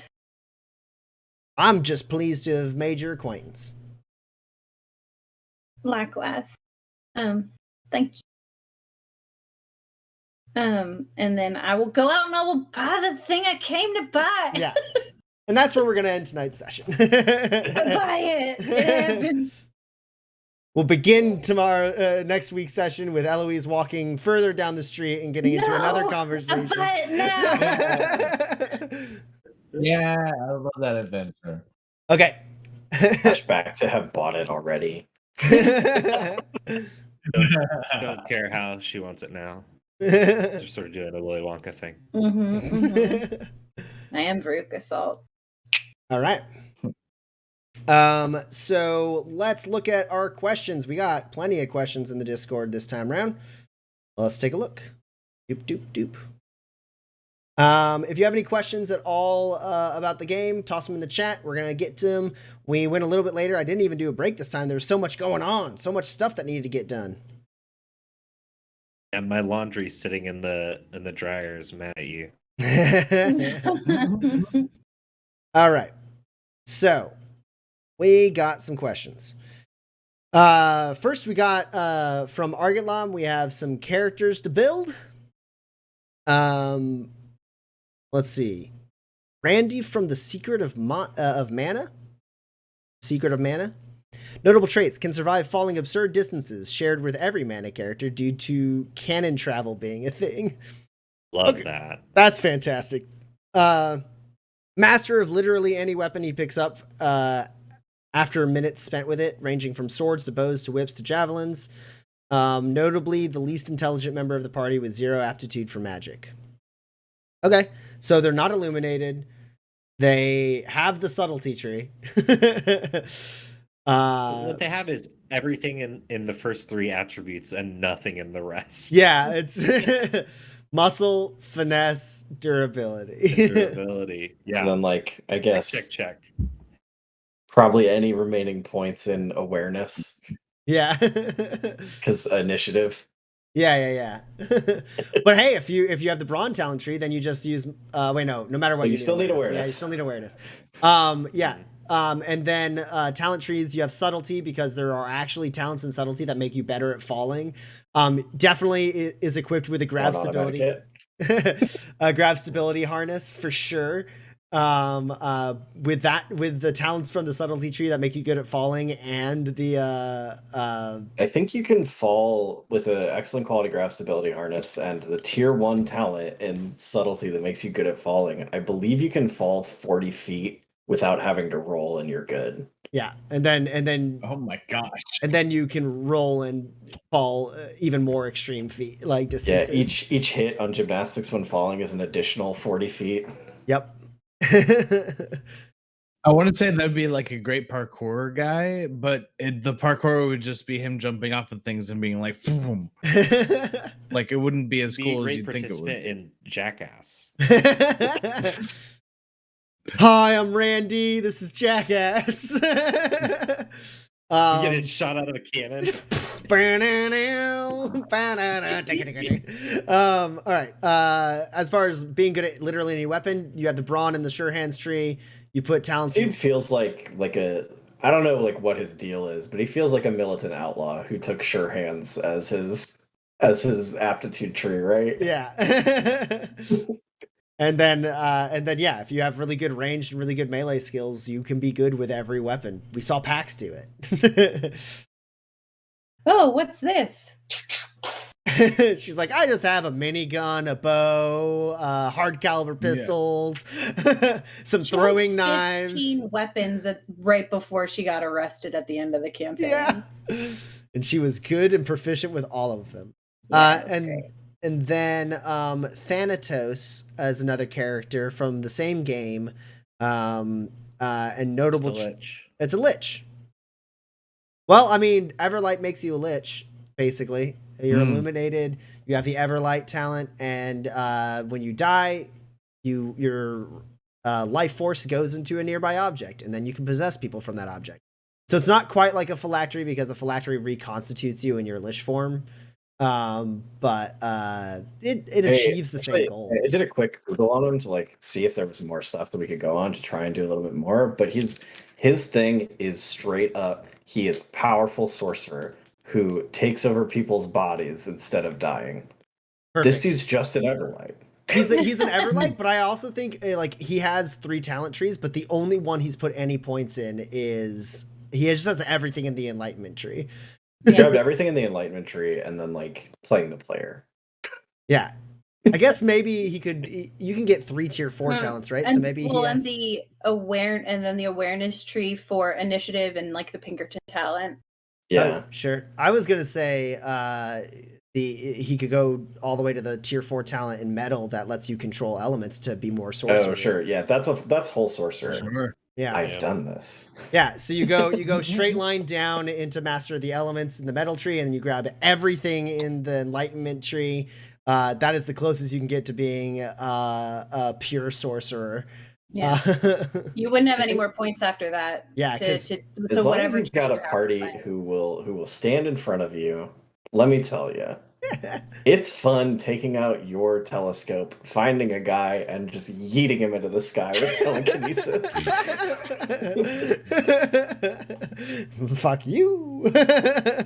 I had 8 hit points. Oh my gosh.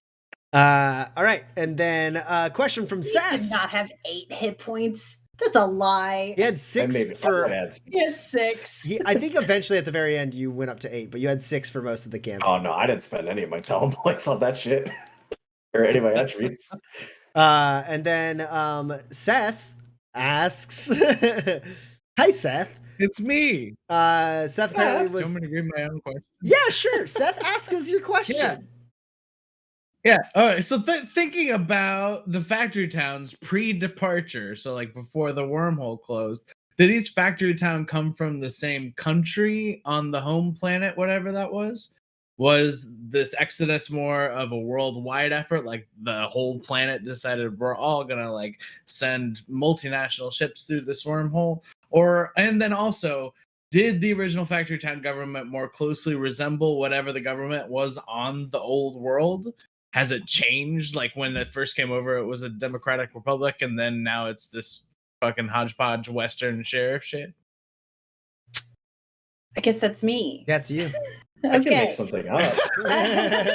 So the homeworld was on the majority a corporatocracy. So while there might have been extant countries, there was sort of like continental governments, and which all like met in sort of like an EU style parliament. And then on top of that, there was like the corporate like conglomerate or whatever, which were technically independent, but like citizenship was generally like you had like you worked for a company, and then also you worked and then you also had like your national or like your like location identity.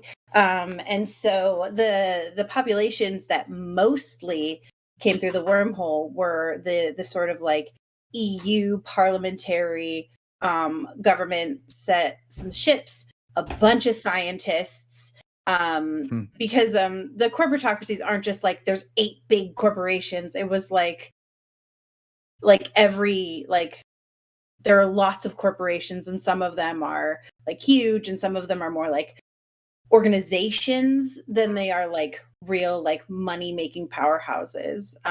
But yeah, so basically a lot of the giant generation ships that they sent through the wormhole that created a lot of the factory towns that like expanded into the factory towns, either through like dropping like low orbit drops, or like in the case of Iron Harbor, just like parking a giant spaceship. The most of those were corporations that were there to get luminescence, and so that's kind of how they did. And like way back in the day, there was one that was like better, more efficient at like processing luminescence, and then there was another one that was like better at like mining. But like in general, there were like big corps who like came through and spent a bunch of resources to do that. And the reason that a lot of other people were willing to make the crossing through the wormhole was because there was that sort of like freedom of like the restrictive semi-dystopian, like utopian dystopian mashup, like corporate. It's sort of like a gold hellscape. rush, right? Like there's this Yeah. one place that has a bunch of shit, and if you strike it rich, like you could be made forever. Yeah. Sure. Or like in the case of the naturalists, they were like, oh, we've killed our planet and we'd like to start again and like learn to live with the planet instead of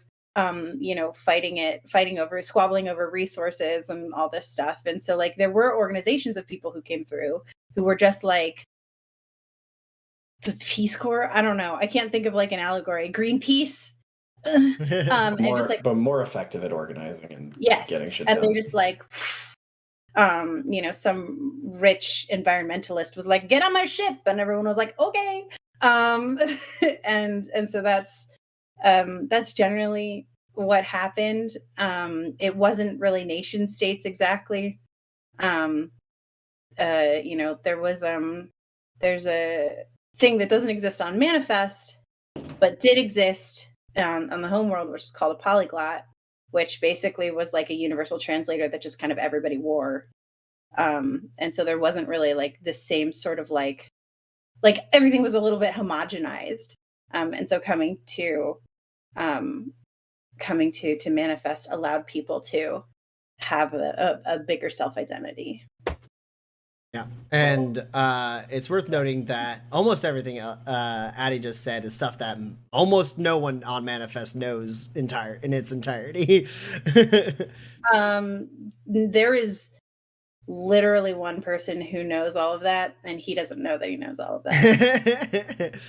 Yeah, like this is like if a bunch of the like most scholarly people in Manifest got together and compared notes, they would probably get an approximate picture similar to what Addie has just said.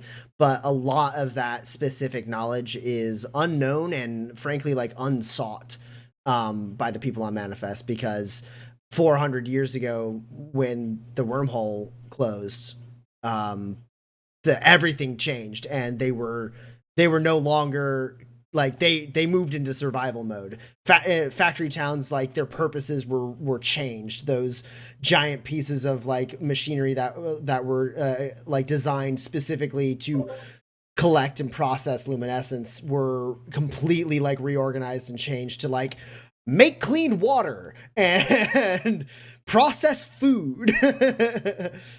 And yeah. 400 years later, there are some glances into the home world in like the lore that's general, but also one of the first pieces of fiction that's in the book is a sort of like firsthand account of like what the home world was like a little bit before traveling to Manifest. It's a vignette, but so when you get the book, I'm just imagining the guy on the side of the dock, like, what do you think it was like? What were the did we come from corporations, or like was it nations? It's like, Gerald, get the gun, the psychic alligator's trying to put me on the spike.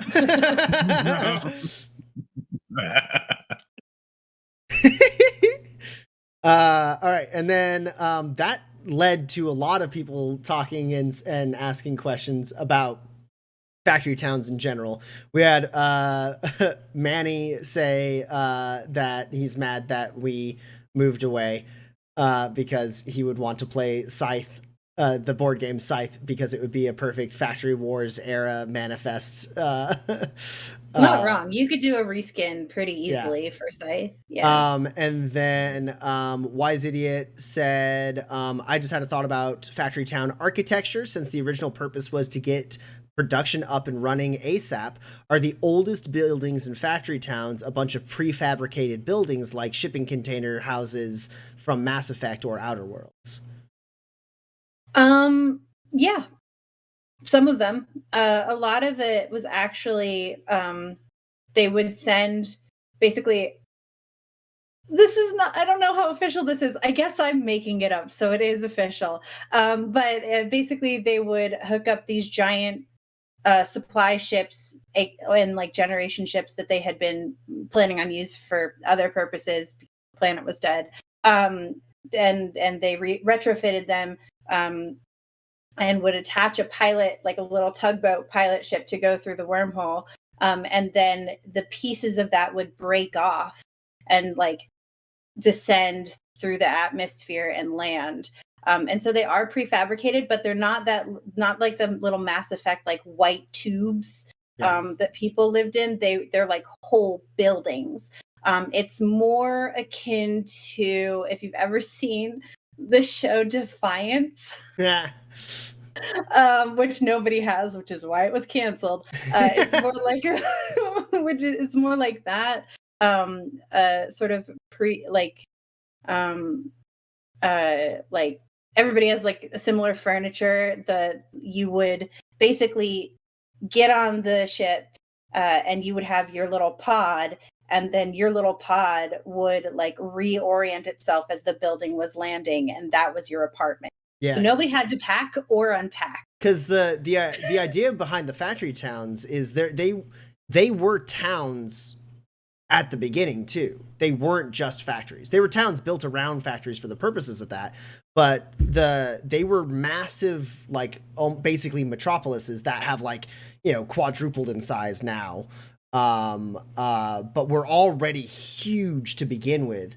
And it was the purpose of that was like, basically like, hey, we're all going to this alien planet and we're going to set up shop there and we're going to live there and we're going to make a bunch of money for the company. So like your frequent references to Outer Worlds is like very like accurate in a lot of ways, because it was like everything we're just going to send, like, that's like, because it was just like within the giant company, they had like other like smaller companies that were like providing like food and like some amount of entertainment for employees and stuff like that, right? Because everyone who went there worked to like be like, yep, we're all here to make this factory work and we're never going home. Or we're not going home for a long time because we have plenty of time to get back home. Don't worry about it. It was only a 3-day trip. I think the thing that has really freaked my bean about this is that at some point in Manifest's history, you owned one of the like 10 different chairs on Manifest. And there were only 10 kinds of chairs on Manifest because they were mass produced by the company that sent their factory. Yep. I don't know why that got me. Yeah, so like, you know, if you think about like those like kind of like underground bunkers that exist that are like the luxury bunkers and stuff like that, like that kind of like except for that's not super accurate because that's like a self-sustaining system and this didn't have to be that. But like that kind of idea where it's like, we have it all figured out. You just got to go there and sign this contract. And a large portion of the people who came over were coming over for like a 3 or 5 year term, basically with the promises of like promotion or early retirement or like something like that, a better like living space. There were a lot of sort of like, if you go here and do this thing, then like you love the company, and so we'll give you like this very cool thing or whatever. And then they got wrecked. They got the psychic gator don't get you, you can retire. Yeah, exactly. Yeah. And then they got completely destroyed because none of them had less than a year contract and the wormhole closed. Yeah, the people who left early pretty much were either like medics on the way out of like when people got really, really hurt. The people who got really, really hurt, and the people who did crimes, because all the criminals were like just removed from Manifest and brought back to the home world to like serve like to stand trial and serve punishment. So like or be found not guilty. And so like those are the only people who left Manifest after arriving, were like the pilots. Yeah, and then until the departure, in which case everyone who had a ship who could escape got the fuck out of Dodge, and everyone else was left standing there on the ground going, oh no. Yeah. And then Mazako asked, does assuming each factory town has their own thing, he's wondering if there's like one that like one factory town, one of the factory towns is one that's like all about candy bars.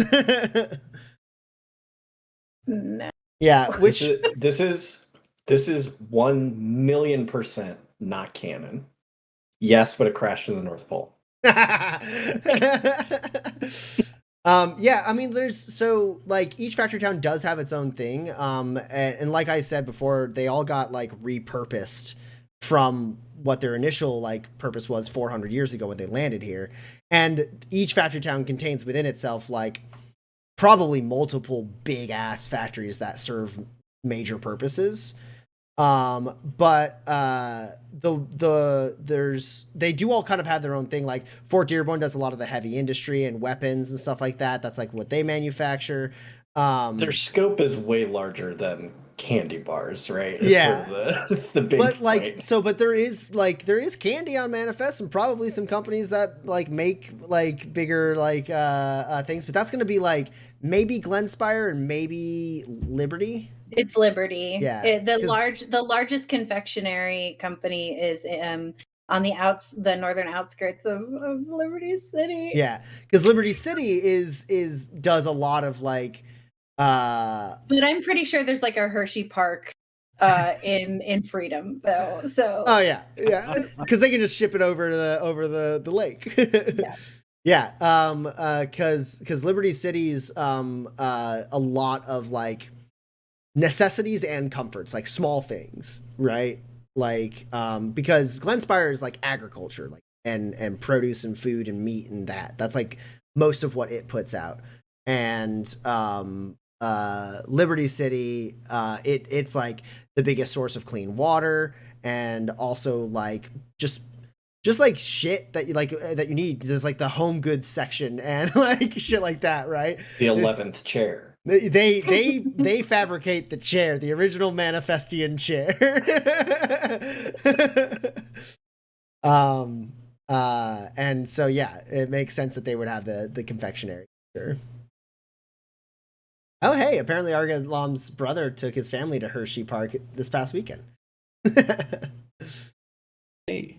The last time I was there, I was Reese's height. You were what? Reese's height. So instead of like being like you must be 5'3" to like get on this ride, they have like they organized by candy. They organized by candy. Amazing. And so like little kids are like Reese's Pieces or like something. the Kisses, Hershey's Kisses. Yeah, or like Hershey's Kisses or something. And then there's like a Mr. Good bar and You're like a Hershey bar standing up. You can ride any ride. yeah, that's true. That's hilarious. Yeah, so anyway. Amazing. All right, cool. That's all the questions we have in the Discord and the chat. So we are going to wrap it up for tonight. We are back on Tuesday the 20th, 8 p.m. They're gonna do stuff. It's gonna be fun. Yeah. I'm gonna play in the final. I'm gonna play in the rebound final, whether Tommy wants me to or not. Gus is gonna jump on stage. He's gonna streak. His and distraction then is going to be to rush the field. Yeah. I'm gonna rush the field. I'm gonna do the nastiest dunk anybody's ever seen, and they're gonna let me play. I was All-time offense. I was tempted to have there be a moment where you're in the middle of the night dunking and someone comes around and is like, "Hey partner, you looking to sign a contract?" All right, cool. We are done for tonight. We love you guys. Thank you all for watching. If you haven't already, smash that follow button and get some notifications when we go live. We're gonna be back on Tuesday next week, same time, same place. All right, bye guys. We love you. Bye bye. Bye bye now.